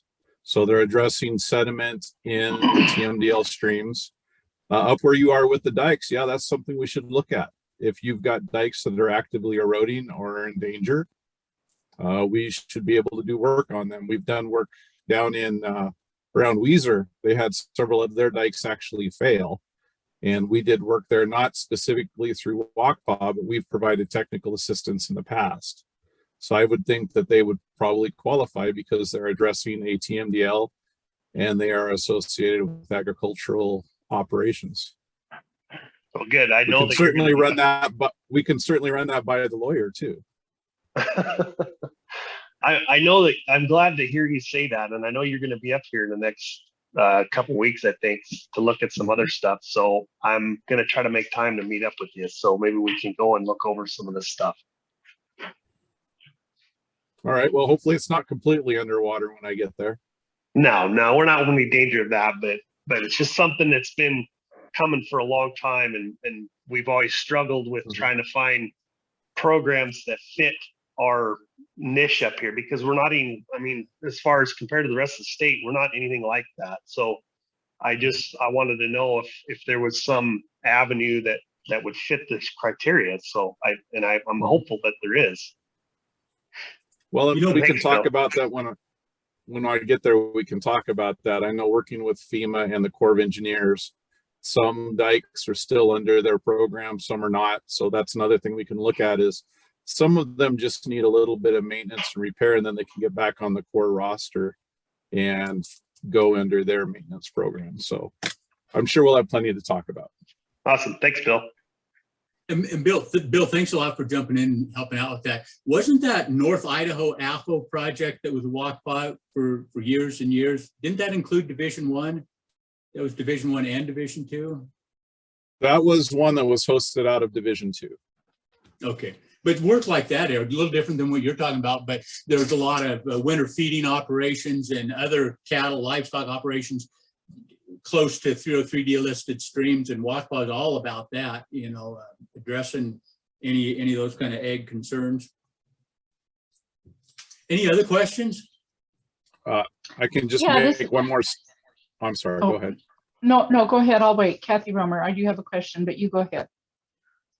Just one more thing is WQPA was used a lot in Division 1, Micah Creek down on, I can't think of it. Benawa did a lot of it out on some of their stream bank work associated with farm fields. So it's been used in different areas and definitely in croplands in North Idaho. Good stuff. So, Mr. Chairman, Kathy Romer, I do have a question. Go ahead, Kathy. Okay, thank you. So, in looking at the paperwork, et cetera, Dylan, and seeing the role that districts take part in this whole operation, then how can we be confident that supervisors who are probably taking a vote, I see, as it says, the Idaho Soil and Water, this is the commission, but how can we be sure that supervisors at the district level are understanding all the ins and outs of the contracts, et cetera, because I did hear you stress the importance of reading and the details and that kind of thing. It would be very unfortunate to have anything go crosswise, in the future, simply because a supervisor or a district may not have an understanding of what they voted on, what they signed off on. So where's the confidence level in that? Honestly, all those guys, and I know this, I hope this doesn't sound cliche, but all the men and women that are serving as supervisors, as you well know, are public officers and are charged with the governance of the individual conservation district that they are a board member on. And they're required to sign and date this agreement. And Kathy, though, there will always be the opportunity for a misstep like what you're kind of describing, a potential supervisor or even an entire board take this a lot more casually than you or I would like them to. But we have to remember that other than our staff being there to stress and remind them of the importance and the significance of the fact that they are executing a legally binding contract, that it's really, we can't force them to like pass a test or pass a quiz before we let them sign it, that kind of thing. So that being said, as you know, Kathy, you're very familiar with, very close with a number of districts down there. We're dealing with a bunch of good people around the state, and none of them want to take a misstep. And I'm just believing that we're going to be okay. Well, no, and I appreciate that, but I think the question has to be asked based on a lot of the conversation that we have, you know, including the points of reestablishing or keeping in good favor with districts, et cetera, you know, and how we can do that. It shows a good faith effort, I think, on our part, but there's always the issue that, you know, we weren't communicated with well enough, we didn't know, and where was the information, and et cetera, et cetera. So I'm sort of referencing that ongoing concern since I've even been on the commission, that there's never enough information provided, we don't know where to go get it, and you know, that sort of thing. And so I think it applies to this program as well. You know, will we be facing something similar down the road? So that's why I asked the question. I'm glad you did, Commissioner. I'm glad you did it. Kind of, I'm being struck as I listen to you with having a conversation with Loretta and making sure that I think it's going to be really important when a district board has the review of a WQPA application or this grant agreement before them, that's going to be a real important time for us to have a staff person there to review the dotting of the I's and the crossing of the T's and that kind of thing, so that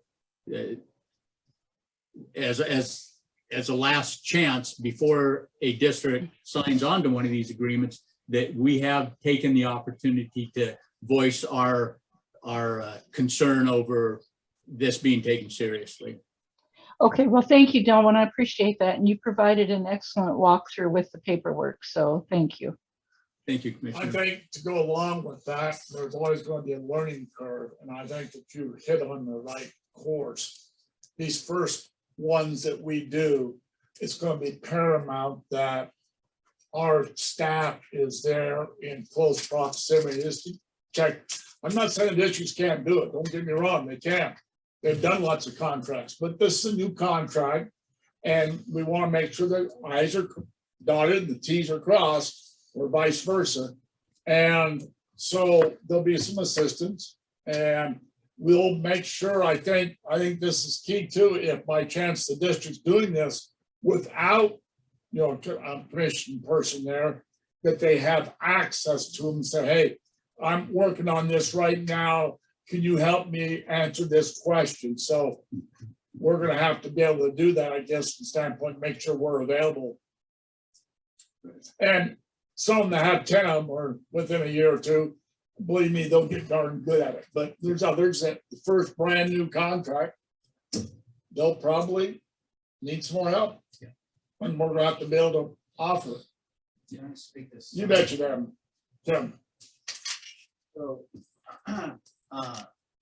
with regard to contracts, the Canyon Soil and Water Conservation District, for example, a lot of the projects that they, or maybe most of the projects that they provided funding for, have been in cooperation with the Workload Watershed Council. Stan Hay, takes the applications, they're reviewed with this 319 TAC and approved by the council, and then Stan provides the grantee a grant agreement that I've written, now modify as necessary, and he does it multiple times a year. So at least that office has substantial experience providing contracts to proposed grantees to execute. Then, as part of my advocacy for the WQPA program with the legislature, I look back at how many of the state 319 and how many of the state ag BMP grants have gone to soil conservation districts. Do you have any sense of what that number is? 50%.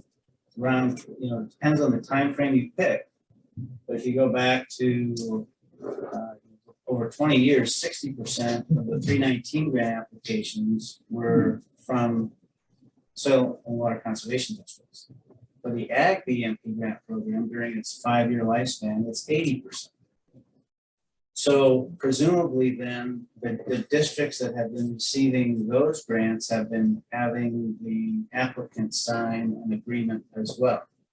Either the agreement that the award grant agreement that the provided or some others. So there should be in most of your offices, or many of them, some substantial experience with having grantees, providing grantees a contract, and maybe you've been involved, Shane, providing them a contract and explaining to them the contract and getting the signature. And I haven't had really any trouble with, other than some delay, you know, farmers are reeling them in to get in to sign something. But other than timing, I haven't had any pushback of any consequence on any of the grant agreements that applicants have signed for us. Bottom line, you tell me there's a lot of experience out there. I presume, at least with the district that I've worked with, and I presume with the other districts that have been applying for grant funds too, and using those funds to provide financing. I don't know. Well, I just want to say thank you very much for the discussion, and it brought forth some very good information. I appreciate it. Can I speak to something else as the guy who pitched for this? Yeah, go right ahead. Can you go back to the ranking criteria, that spreadsheet? There's a common analysis. And as to eligibility and scope and legislative intent with this program. The appropriation language, the intent language that was included in the appropriation for this WQPA funding explains it. Describes the intent and the use of these funds this way. By cost share financing for soil and water conservation projects, water delivery and drainage rehabilitation and improvement projects, implementation of ag BMPs and other projects to enhance and restore the soil and water conservation resources in the state. I wrote that language, and you know, when you thank me for my work I did over there, I was working for the Treasure Valley Water Use Association, Management Irrigation District, and Flood Control District 10. Roger with that was representing the Treasure Valley Water Use Association. Paul Arrington, of course, was representing the Idaho Water Association. The reason we got significant water user support for WQPA was our belief and our explanation to legislators that the WQPA program could be expanded. There was room within the WQPA, the existing legislative language that I'll talk about in a second for WQPA, and we could make it clear in the language that I just read that WQPA funding could be used not only for water projects that provide water quality benefits, but also for water infrastructure projects. We're specifically thinking of smaller water infrastructure projects because the Water Resource Board is getting massive, relatively massive, and has received massive amounts of funding for water infrastructure projects. A lot of that funding is going to big ones like Mountain Home Air Force Base pipeline, right? Anderson Branch Dam rates, aquifer recharge, multi-million-dollar projects, 8-figure projects, right?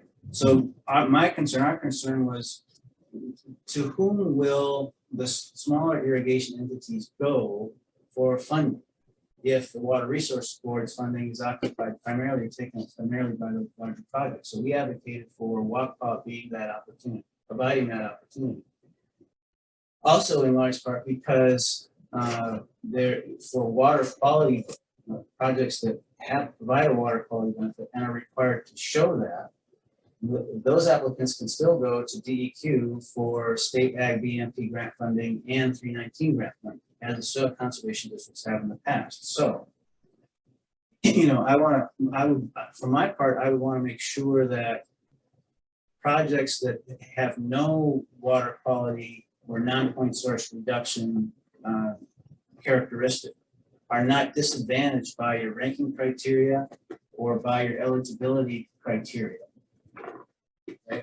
And we talked about this early on. You said, well, we're going to have two buckets, two categories. We're going to have water delivery categories and water quality project categories. And we, in our discussion, we concluded, yes, we're going to have two types of projects that are apples and oranges.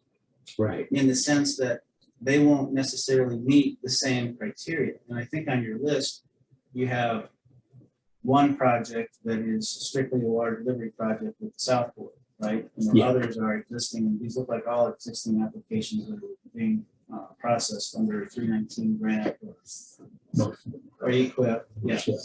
So I think you got to be careful in you know your notifications and in your eligibility criteria and in your application forms, not to give people the impression that if they're not improving water quality, they're not eligible.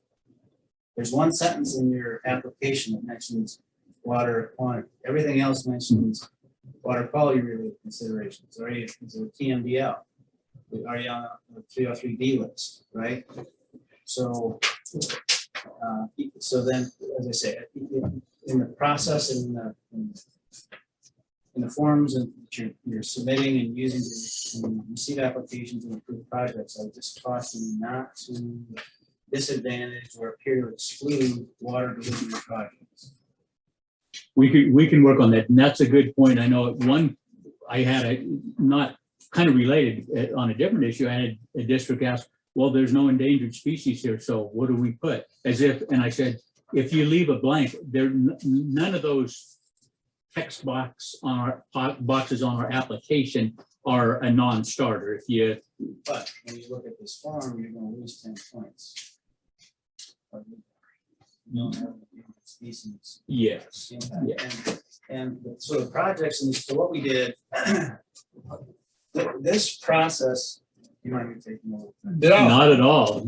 Okay, so this process really started last May, a year ago, about a year, with the announcement of the American Rescue Plan Act, passage of that, right? And then the anticipation of the surplus, which every time they revise their forecasting, the surplus would go up. And then we heard about the infrastructure bill that might pass and eventually did in the fall. So there are three massive new sources of potential funding: state surplus, the ARPA, and supplemental funding to a wide variety of programs like Bruce administers through the NRCS and others. Additional supplemental funding for a wide variety of programs that could help water projects. So what the legislature, what the governor's office asked us, what do you to do? Is tell us what kinds of projects you might have that you want to fund. What needs to get done in Idaho for water infrastructure? Because ARPA had a fairly cryptic, but nonetheless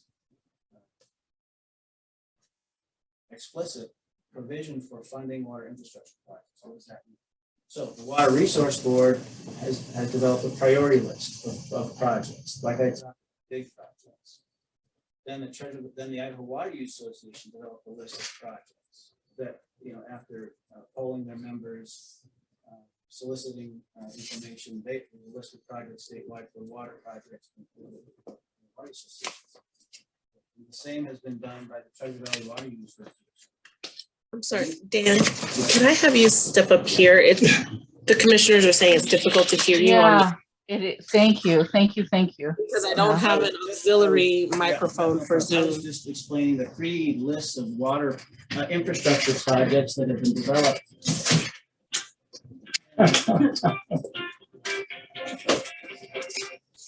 Hey, Bryce, can you handle them at once?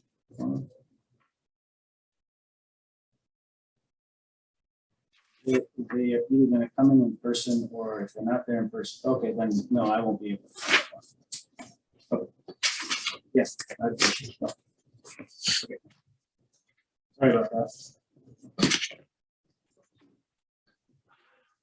So, with these lists of projects, then the legislature went about considering how to allocate its surplus.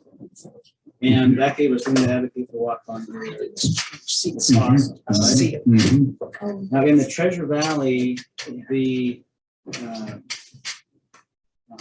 there are, you've seen the list. There's a list of something on the order of $35 to $50 million worth of projects that go all the way from replacing the Reidenbach Canal headworks.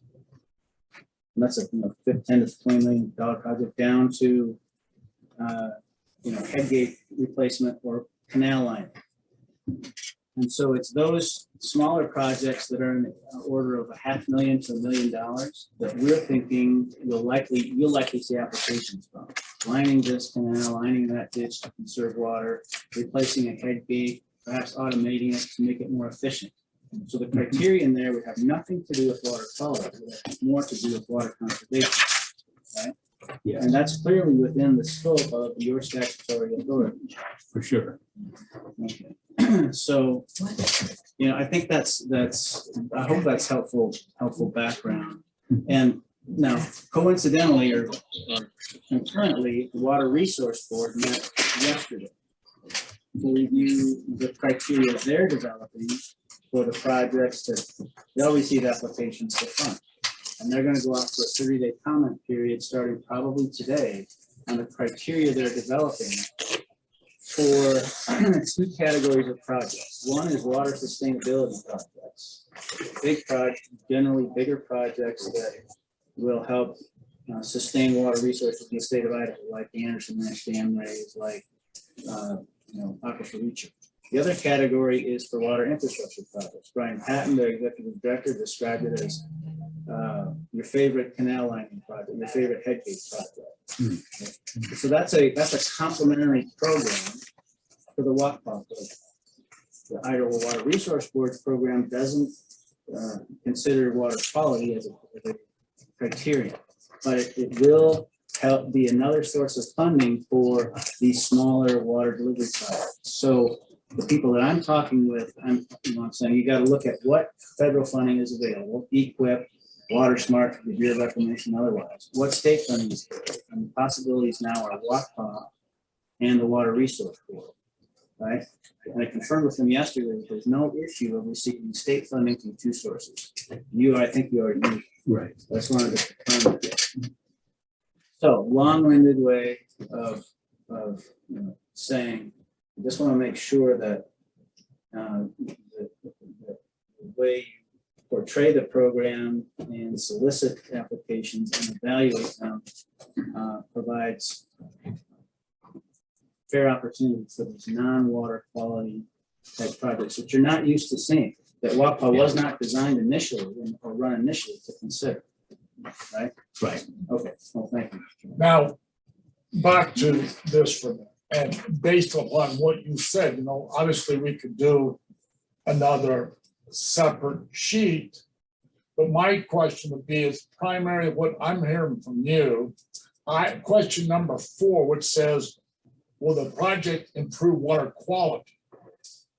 Now, you could have another question, number 5, that says, will the project improve water quantity? So if it's a water quality issue, they get 10 points. It's strictly a water quantity portion, they would get the 10 points to equate that out.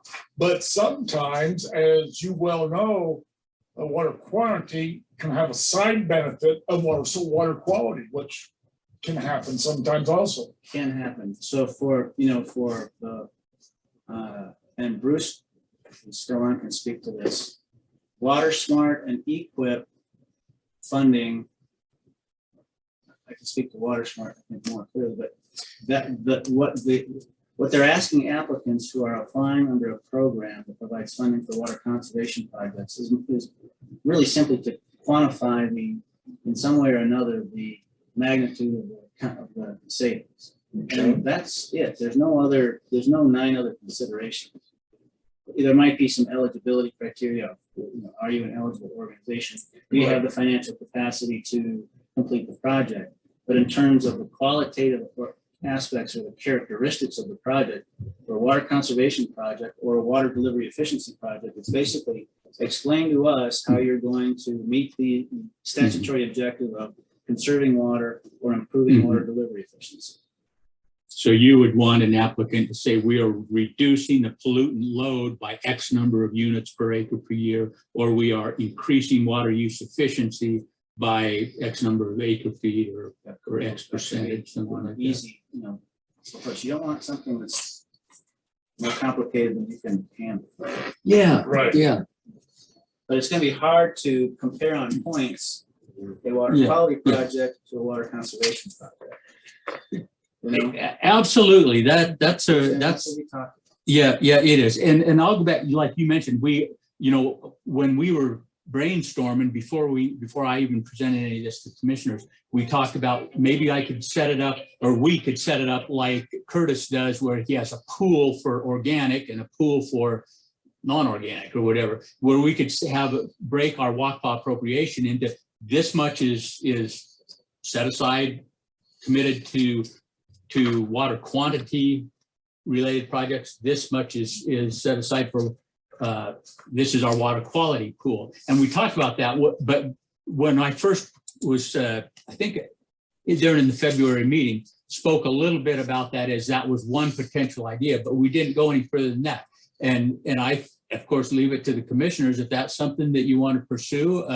May I ask another question related to this? Yeah. When I went back and looked at the statistics for the extent to which 319 grant and Ag grant applications are filed by soil conservation districts or producers. Now, there are almost no producers that apply directly to DEQ for money. That probably doesn't surprise anybody here, right? Mm-hmm. But I guess a question that I would be asking myself if I were you is, are the districts still applying for funding from those other programs? The application period for state Ag BMP grant funding just closed. How many districts applied for state Ag BMP grant program funding from DEQ? Because that's a pool of funding that's available for water quality projects. That would be important to know, I think, because that can give you a sense of whether you can and at what rate and how quickly you can utilize funds from both those sources.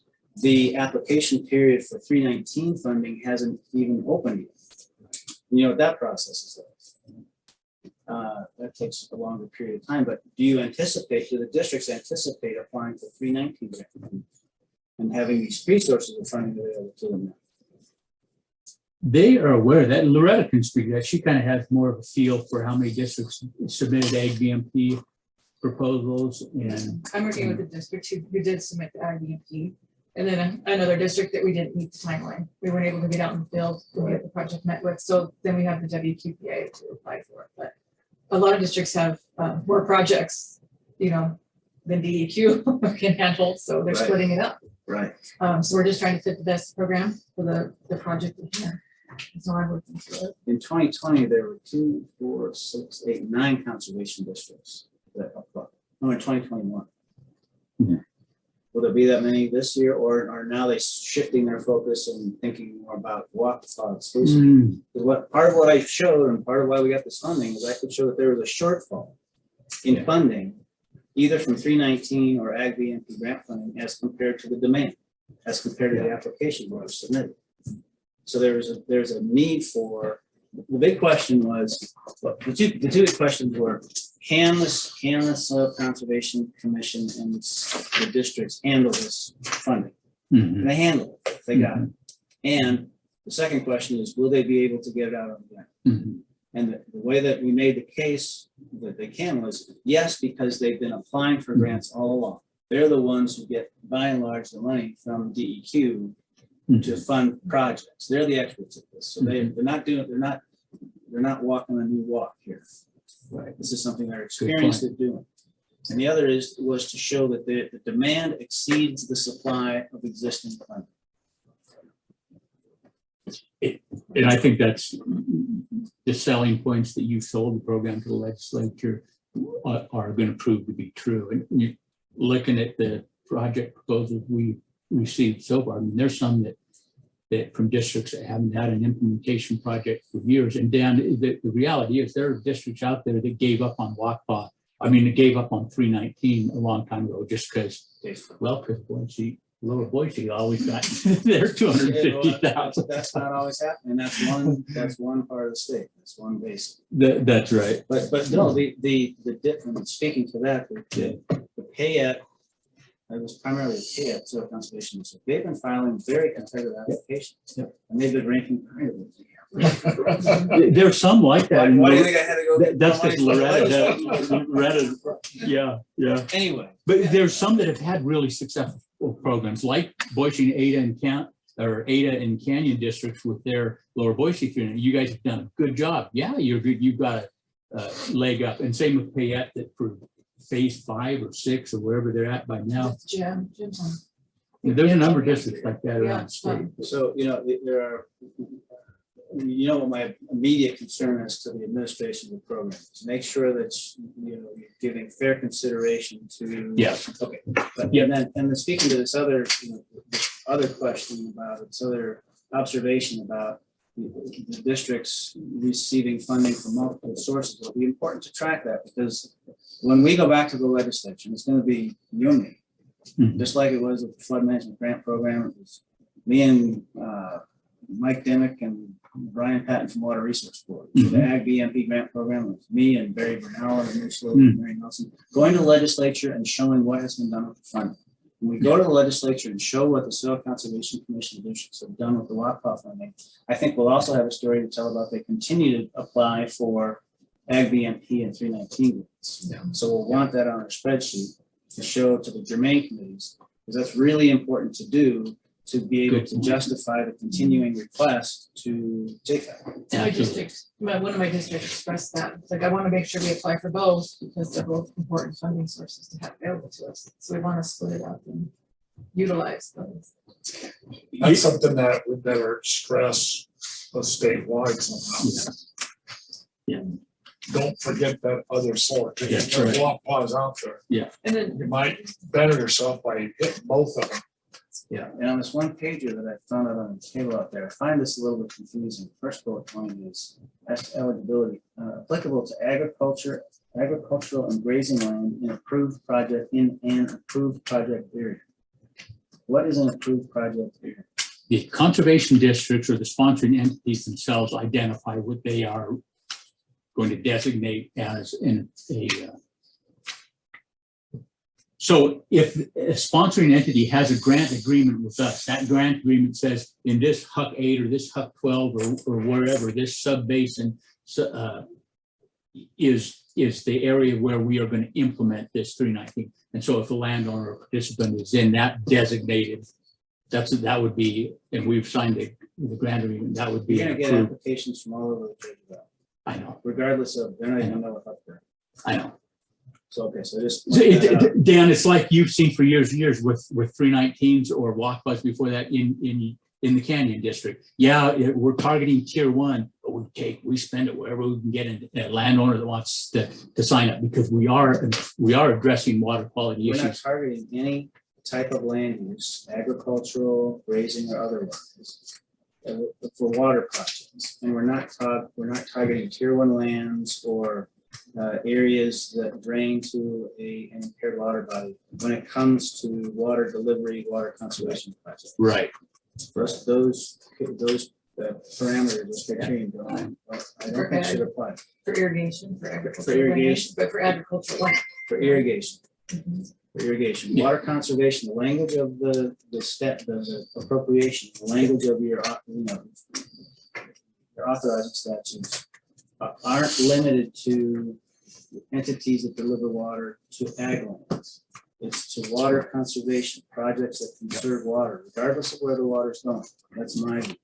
And you know what, Dan, Now, just to make clear, almost all the entities, most of the entities in Treasure Valley still deliver water to at least some ag lands, even in Ada County. But there are some little bitch companies up there, you know, up, I mean, that deliver water up near Ann Morrison and stuff. So you'd be hard pressed to find an ag field that they deliver water to. Nonetheless, they may need a new head. They may need a canal line. I mean, I wouldn't want to see them excluded because they don't have ag land or grazing land within their service area. That was not the intent. Now, that'll be a minority situation. Yeah. It's small, most of the big irrigation No companies. ducks graze up and horse park. There you go, that's wildlife. You see what I'm saying? Yeah. If you see an application and they can't identify ag land or grazing land within their service area, I don't think they should be excluded from consideration. Well, The other program that you were talking about, I mean, is that an option? Not the IPMT, but the water resource board, they may, yeah, I mean, but I'm telling you what I was advocating for. I understand. Okay. And how I drafted the language and why I drafted it. I wanted this program to be inclusive. And in the statute, which I know Shane and I have been getting familiar with, the commission can execute a cost share contract project for the purpose of financing agricultural grazing or other conservation improvements, projects or implementation of the water policy. Yeah, so that, yeah. However, we're supposed to, there are some limits, and Shane can jump in and help me on what kind of entities we can contract and provide cost share for. Like they're supposed to be, what does it say in statute? Agricultural or grazing, private and state agricultural and grazing lands, something to that effect, right? Which statute are we talking? Just the definition of eligible participant. 2717. And then the ag plan kind of lays out that we're looking at state-owned land and private-owned land. Yeah, the ag plan wouldn't control it. I'll take a look at 2717. Look at the definition for eligible applicant and participant. Participant means an individual ag owner, operated partnership, private corporation, cons district, irrigation district, canal company, or other agricultural or grazing interest approved by the commission, or an individual ag owner, operated partnership, or private corporation approved for implementation of conservation projects. That's a long phrase there. Yeah. But it says irrigation district, is not what he's talking about. Then there's that following phrase, or other ag entities. So are you construing, this is how you question the statute of construction, are you construing that phrase to qualify any of those entities as having to have some connection to agriculture? To me, that's what the plain reading of the 49 word sentence or whatever it is says, or other agriculture. And that to me infers that the previous list of called out entities also have to have some, are some. I could be wrong. Let me take a look. All right, if I can think of, and it's a small handful of canal companies in the upper part of the basin who may not meet that definition. If they're excluded, I'll have to tell them. Well, or if they should be excluded, we'll have to do that. Right? Yes, yeah. And I don't have a particular problem with the way it's on the truth. As far as our rating sheet. People applying and then get disappointed. Right. Yeah, That's what I was thinking we want. But if they're eligible, we want to make sure they can apply. So what we got to figure out, how's it fit? I want to clarify how I and Loretta, how we look at the rating sheet. The rating sheet isn't the winners and losers. We look at it under 222734 in code. We may approve a cost share contract as the commission to, if it finds that the applicant or participant is qualified and responsible, the conservation or improvement demonstrates public benefit, there is reasonable assurance that the applicant or participant will adhere to the contract terms and money is available. It doesn't say if you rank 50 or more points on on the commission's current rating sheet. It's a simple, really, and with the language that's in our appropriations bill where it's blown open to, it's a simple thing. So how we look at it is that according to policy, we're supposed to prioritize, put together prioritized lists. So this rating tool provides us some way to prioritize them. I think that you would agree with me that between now and 1st of June, next June, we're not going to get into a case where we've got two projects that otherwise are equal in merit, except one doesn't have an endangered species in one day. But you shouldn't be prioritizing water quality projects over water conservation. And that's what I'm back to saying.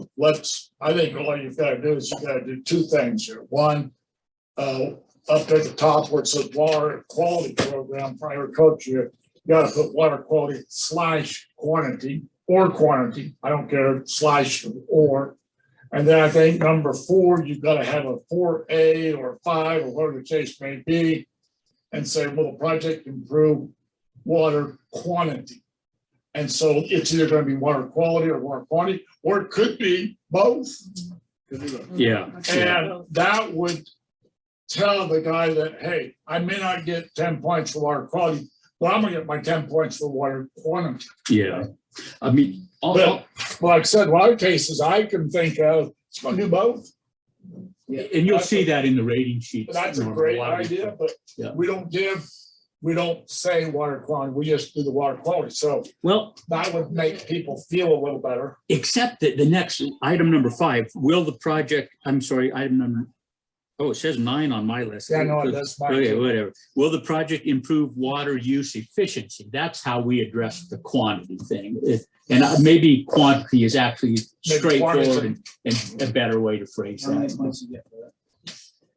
So this is Kathy Romer. I do have a quick question, if I may, Mr. Chairman, when the time is right. In multiple categories. Dangerous groundwater protection area, water quality.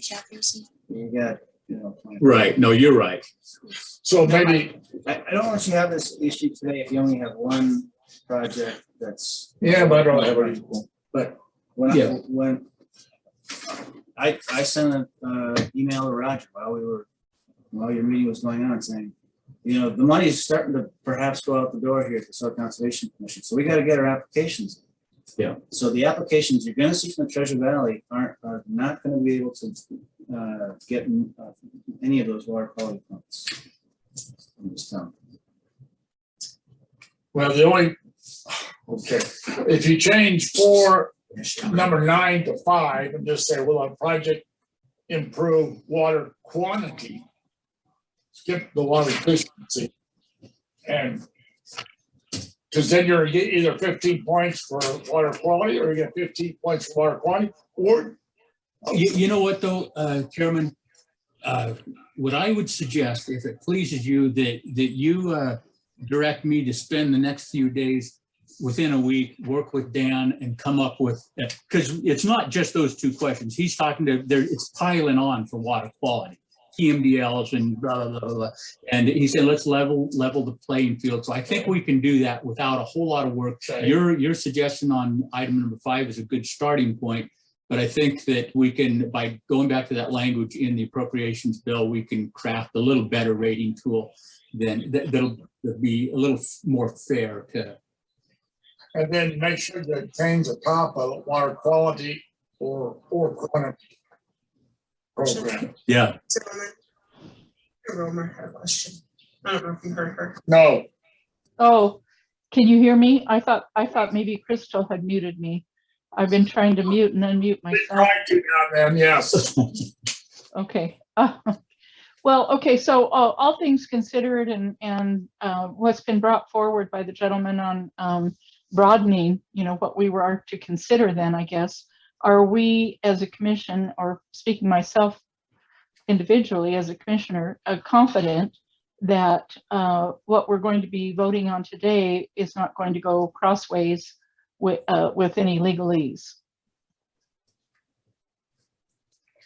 I don't think so. I mean, I raised the issue, but as I look at these projects, most of them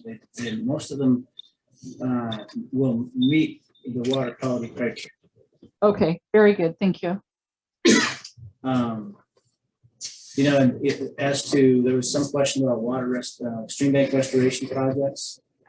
A great many of the projects that these districts have received funding for in the past have been stream bank restoration projects to reduce erosion and soil load. So I think the gentleman's question are from the northern part of the state are the types of projects that we're considering eligible. From what I heard him describe, I would say, yeah.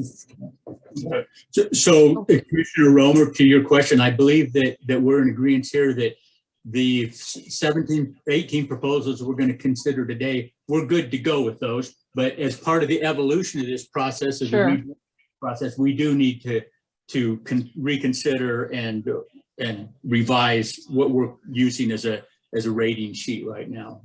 Yeah, lots of good points. I'm here, Ken said here is that bottom line is we need our rating sheet to where both can equal out. So water quantity just as important as water quality. Exactly. I always think so. And water quantity may be more important because I can boil out dirty water, but if I don't have any, I'm a little bit unhappy. Right, yeah. The talk west-wide is about the continuing and deeply severe drought conditions. Yep. Yeah. So that sets the context for everything we talk about in water. Before we get too far away from it, Chairman, and with Dan, with you still here, do we need to look at creating pools out of that fund? I mean, the thought that I had, we'd have a quantity pool and a quality pool. And if by December 31st, any funds that haven't been obligated in the quantity pool become available for both pools, or do we need to, I mean, do you see a need to create those pools? To reserve some funds for each, basically. Yeah, my main concern at the time was that you all, the irrigators, would, I saw that list of $50 million worth of projects, and boom, there's our 5 million. And then I have 50 districts saying, hey, I thought you had Watercraft. And we say, sorry, Treasure Valley Irrigators got it. I think what's happened, if I'm interpreting this correctly, is districts that had existing projects in the works, either under 319 or equal. I have submitted applications to provide additional funding necessary to complete the project from Watercraft. So those aren't brand new, in a sense, they're not new applications coming in from new applicants. Yeah. So the Treasure Valley water users have, like I think most water users in the state, haven't been, they're not off the starting line yet in getting new applications filed. That's going to happen now. Yeah. So they're not behind the curve. They just weren't in this first category of projects that were already under consideration, right? Right. Yeah. So if I hear you correctly, and what's going to start happening is now and next meeting, we ought to start seeing your applicants start to filter in. Better. I'm gonna have egg in my face. Okay. Do you have everything you need now? You have our templates.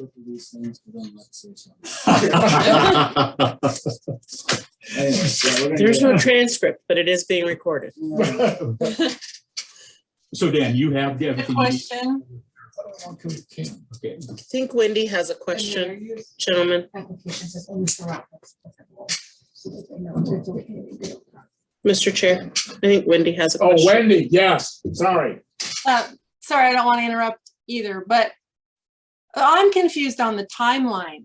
I've heard this phrase first come, first served. Now, and I agree that these were already ready, kind of. I'm confused about the rush we're in. Is there a deadline to receive applications? It seems like if we're going to be competing for funds, we should have all of the applications in front of us to make a good decision about who gets the money.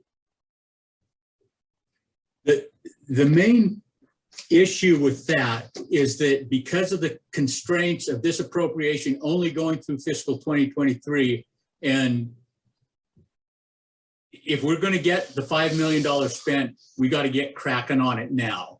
And that's the reality. If we've got projects that are gonna be implemented, we're right to the tail end of the opportunity for this spring, for any projects to get implemented this spring. But we have entities that want to, as soon as the water is off in the fall, down south, they want to be able to go with irrigation projects, but they've got to do it as soon as the water goes off in order to get it done by next irrigation season. So we're trying to, in order to dovetail, to mesh with the schedules of canal companies and ag producers and districts around the state, and WACBA never was run where there was a cutoff date for this year's applications, and now we're going to consider them all. We always did consider them as they came in, as funding was available. We always had an open application window kind of thing. So I agree with you. It would be ideal to have $5 million worth of project proposals in front of us, or 10 million, and we get to go through them, rank them and rate them and decide which are the best and provide the most public benefit for in the most cost efficient way. But really this year we don't have that luxury. Yeah, I mean, there are, and Bruce again is still there and he can speak to this, but there are two models for grant programs in terms we're speaking about: open enrollment and then a enrollment with a deadline period, application period deadline. And I think you more typically use a deadline if you have a limited amount of funding, because you want to distribute that limited amount of funding to the most worthy projects. Here we have the opposite problem. We have a very large amount of funding. So I think in that kind of circumstance, an open enrollment, if you will, process makes sense. And then each project is evaluated against the same criteria, and they have to meet minimum criteria to be eligible. Yeah. So there's still a showing that the project has merit. Right. It's just not one project competing against another for a constrained number of dollars. It's not what you have here. And then when you say we have a large amount of money, understand that we're talking about when we went from $0 for the last 12 years to 5 million, even though 5 million is a pittance compared to what Bruce is administering over there at NRCS on an annual basis. For basically a brand new program, or just getting refired up, 5 million is a lot of dollars. Yeah, if I might, let me jump in. Mr. Chairman, Commissioners, Administrator, thanks. Excellent discussion. I have a couple things and questions that my crew had, most of which have been touched on, right? But let me start with Chairman, from Mr. Elke. What do you need from NRCS to help make this program successful? And then a little more pointed questions. It might have been you, Commissioner Pratt. By the way, I'm a family friend of Debbie and George Olson. How are y'all advertising? Have you advertised the program? Clearly you've got 18 applications. I just heard about this. Y'all actually having money to divvy out a couple days ago. A fairly extensive conversation about how will the projects be selected for funding, and it sounds like to me that might still be a work in progress. And then to the timing, one of the things that we're hearing is that we have current EQIP projects that have already been selected for funding, but the participant, producer, whatever, is holding off on signing a contract with NRCS, inflationary pressures, so on and so forth, until they know if they've got some additional monies coming from you all. And so let me just throw that out, and then I'll go back to off and mute. Well, I would say, Bruce, I know you directed this towards Norman, but didn't Curtis make the proclamation? I know this came I heard this from Benjamin, that if we got funded, that he had additional funds available to match dollar for dollar everything we got. Perhaps that's why he sent me to the meeting today, Eric. You know, Bruce, I think there's a possibility while he was out, you know, sort of kind of on detail, not sort of kind of, while he was on detail, maybe some of this didn't get transmitted to his staff here in Boise, but he was involved with us at planning meetings before the session even began. And he certainly was, Curtis was aware of when we got funded, and he did commit a 1-to-1 match, EQIP dollars to WQPA dollars. So guys, look, full disclosure, I heard of those things. It might have been through Mr. Steenson that I first heard about that, but yes, I know that Curtis committed to something. Probably just about what you described, Eric.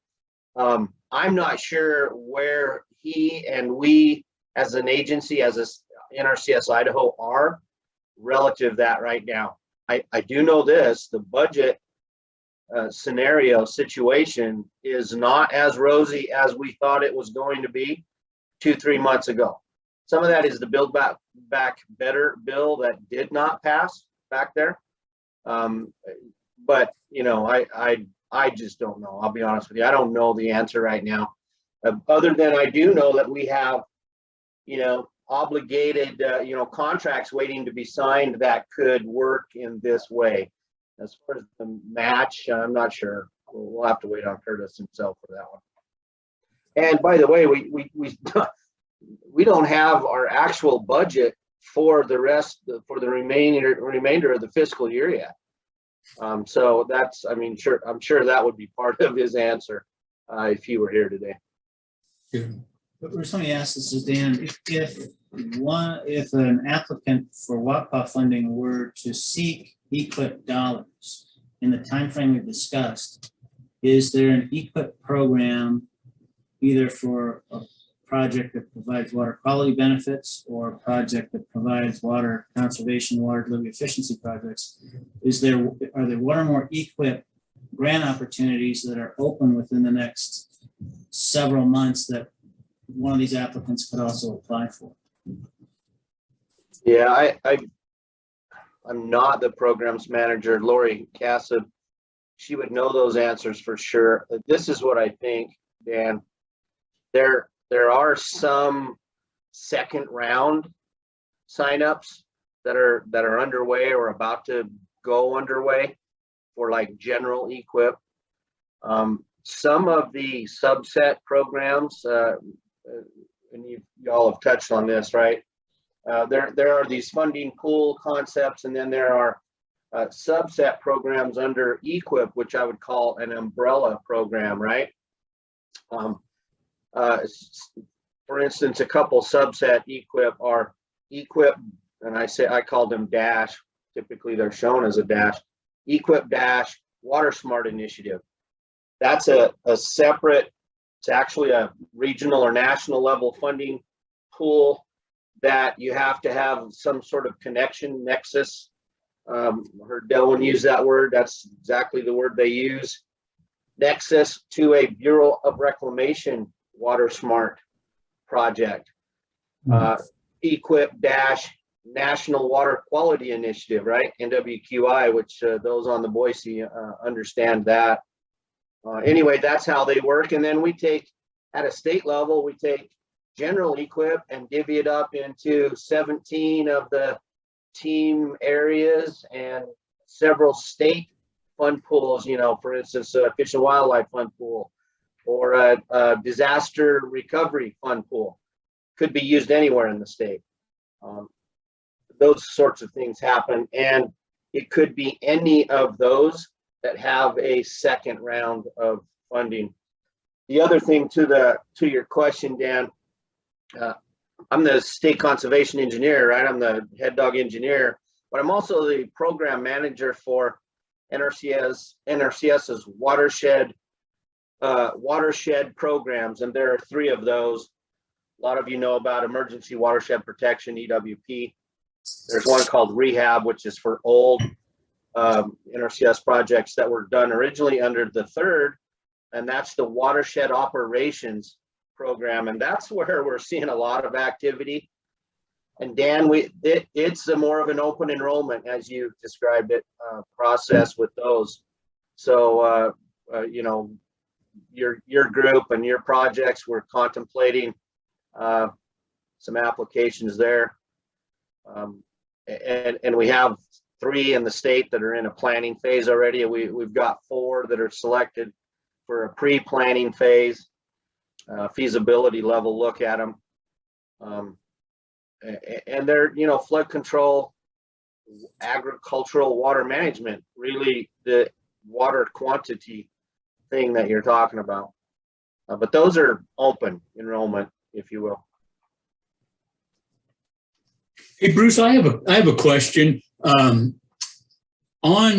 EQIP eligible folks that are waiting to sign their contract on EQIP until they hear from WQPA, that suggests to me that if they don't get some additional help, they're not going to be able to implement whatever's in their EQIP conservation plan. Agreed. At least that's the game they're playing, right? Maybe they're bluffing, I don't know, but and some of them probably are. But I think it's really an illustration of this, you know, inflationary situation scenario that we're in, and we know that's the case. Some of our big projects, multi, you know, 8-digit, 8-figure projects. PVC pipe and other stuff is just, you know, double-ish what it was. And so what was a $16 or $18 million project is now a $35 or a $30 million project. And, you know, that changes the calculus, of course. Exactly. But that's happening on the smaller scale stuff as well, right? Whether it's a pivot job, 115 acres, it's the same sort of thing is happening for sure. Exactly right. And the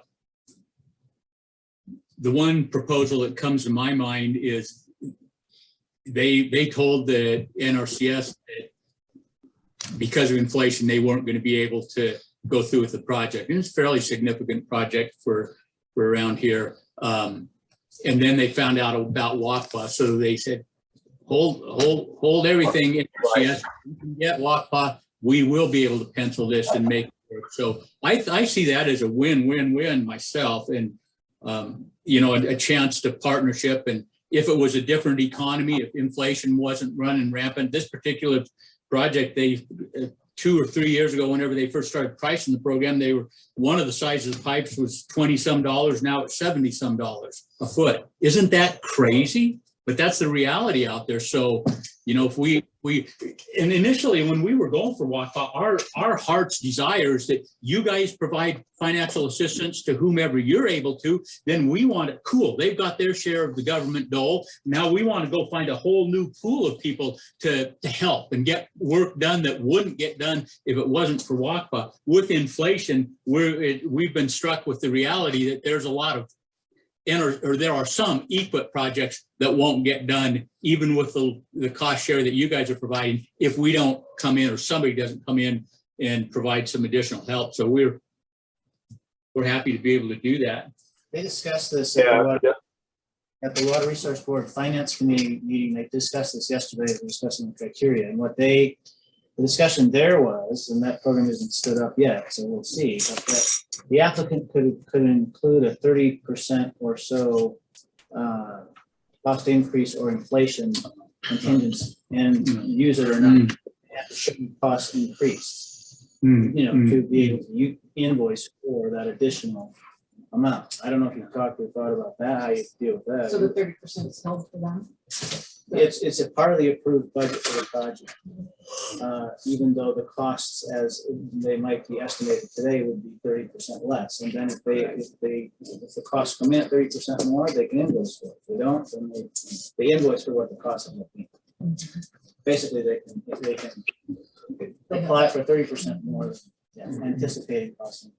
Chairman and I talked about that a little bit this morning, and what worries me about that is that requires that we hold 30% of every contract that we agree to those terms. We hold an additional 30%. If it comes down to the end of the fiscal year and here's 30% of $5 million sitting there, how's that going to look to Senator Crabtree? That's kind of one of my concerns on Why that. I'll be going hopefully. I love it. I offer that just for your consideration. I'm not suggesting. That's good. Thanks a lot, Dan. Thanks for all your. Well, I'll close with this. That circles back to the conversation with Mr. Fisher and having the legislature extend the spending authority into your guys' next fiscal year. Right now, I haven't seen any hard data, but I think, I'm pretty sure that NRCS's contract cancellation ratio is probably the highest that it's ever been, and it's because of this inflation, these inflationary pressures. Folks who did sign a contract a year ago or a year and a half ago are now saying, hey, I can't do this, right? Or I can't do it without additional funds. And Dan, that'd be great if the state could do that, Water Resource Board, so forth, some sort of flexibility there. I can speak for NRCS as an agency.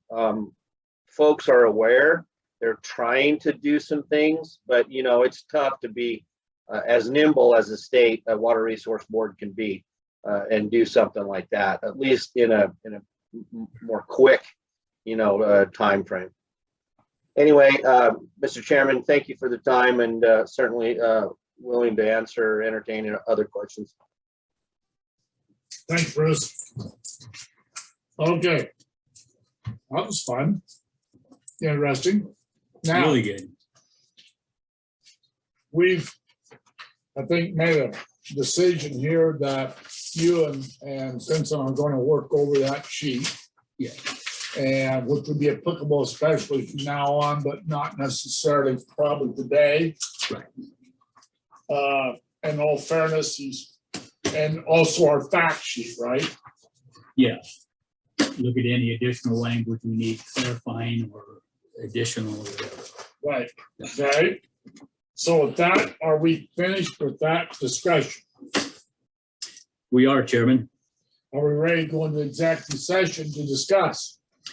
Unless there are if there are no reports from commissioners and staff, item 13, then we're ready to go into executive session, item 14. Do either commissioners on the Zoom there have anything that they want to talk about right quick in item number 13, reports? Eric shaking his head. Wendy? None here, thank you. Romer. Thank you, Kathy. No. Okay. We're ready to go into executive session, I assume now. Thanks, Dan. Wait, is this one Dan Stimson? Dan. Yeah. You changed it to Ken. That's someone else. You wrote down, right? Dang, did we need a motion? My top drawer, it's unlocked. Not my top drawer, my left drawer. Okay, that's the very front. Thank you, Joe. Been enlightening. Yes, Wendy, I believe you are ready for that motion. We do need the motion, yes, and I am ready. Yes, we are ready for motion. So when do you want to go ahead? Somebody else? Yeah, so we're gonna do the WQPA projects and employee evaluation. Is that right? Yes. Correct, with employee evaluations first on the schedule, Wendy. Okay.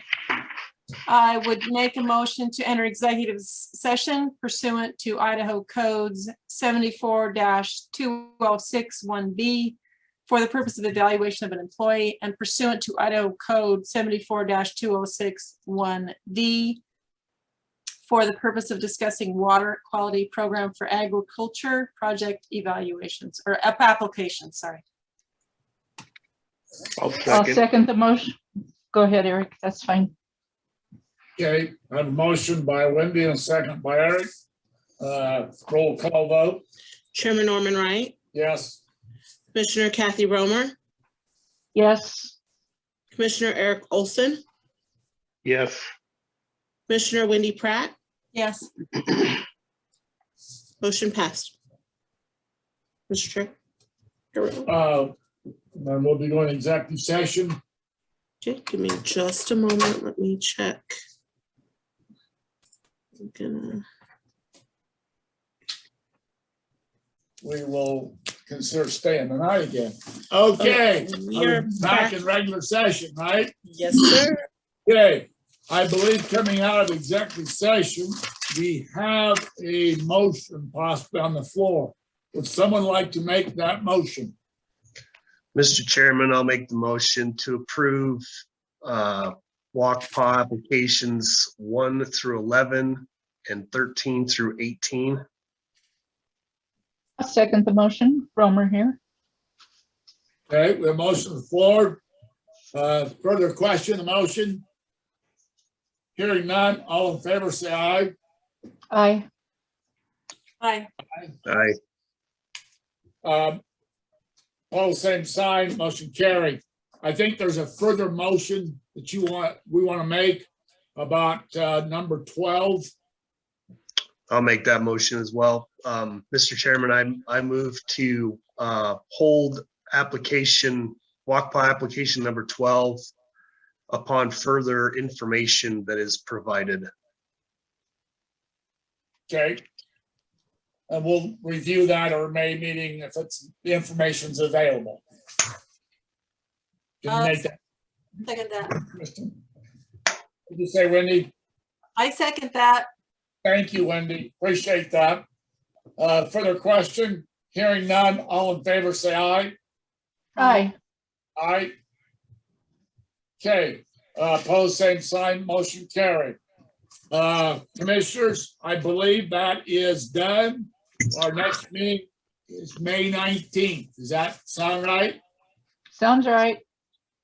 Thank you very much. Thank you. Thank you, sir. Over and out. Kathy and Wendy can make it the voices. Yeah, maybe. Yeah, I think so. I'll give it a college try, the old college try. How's that? You up on, I think.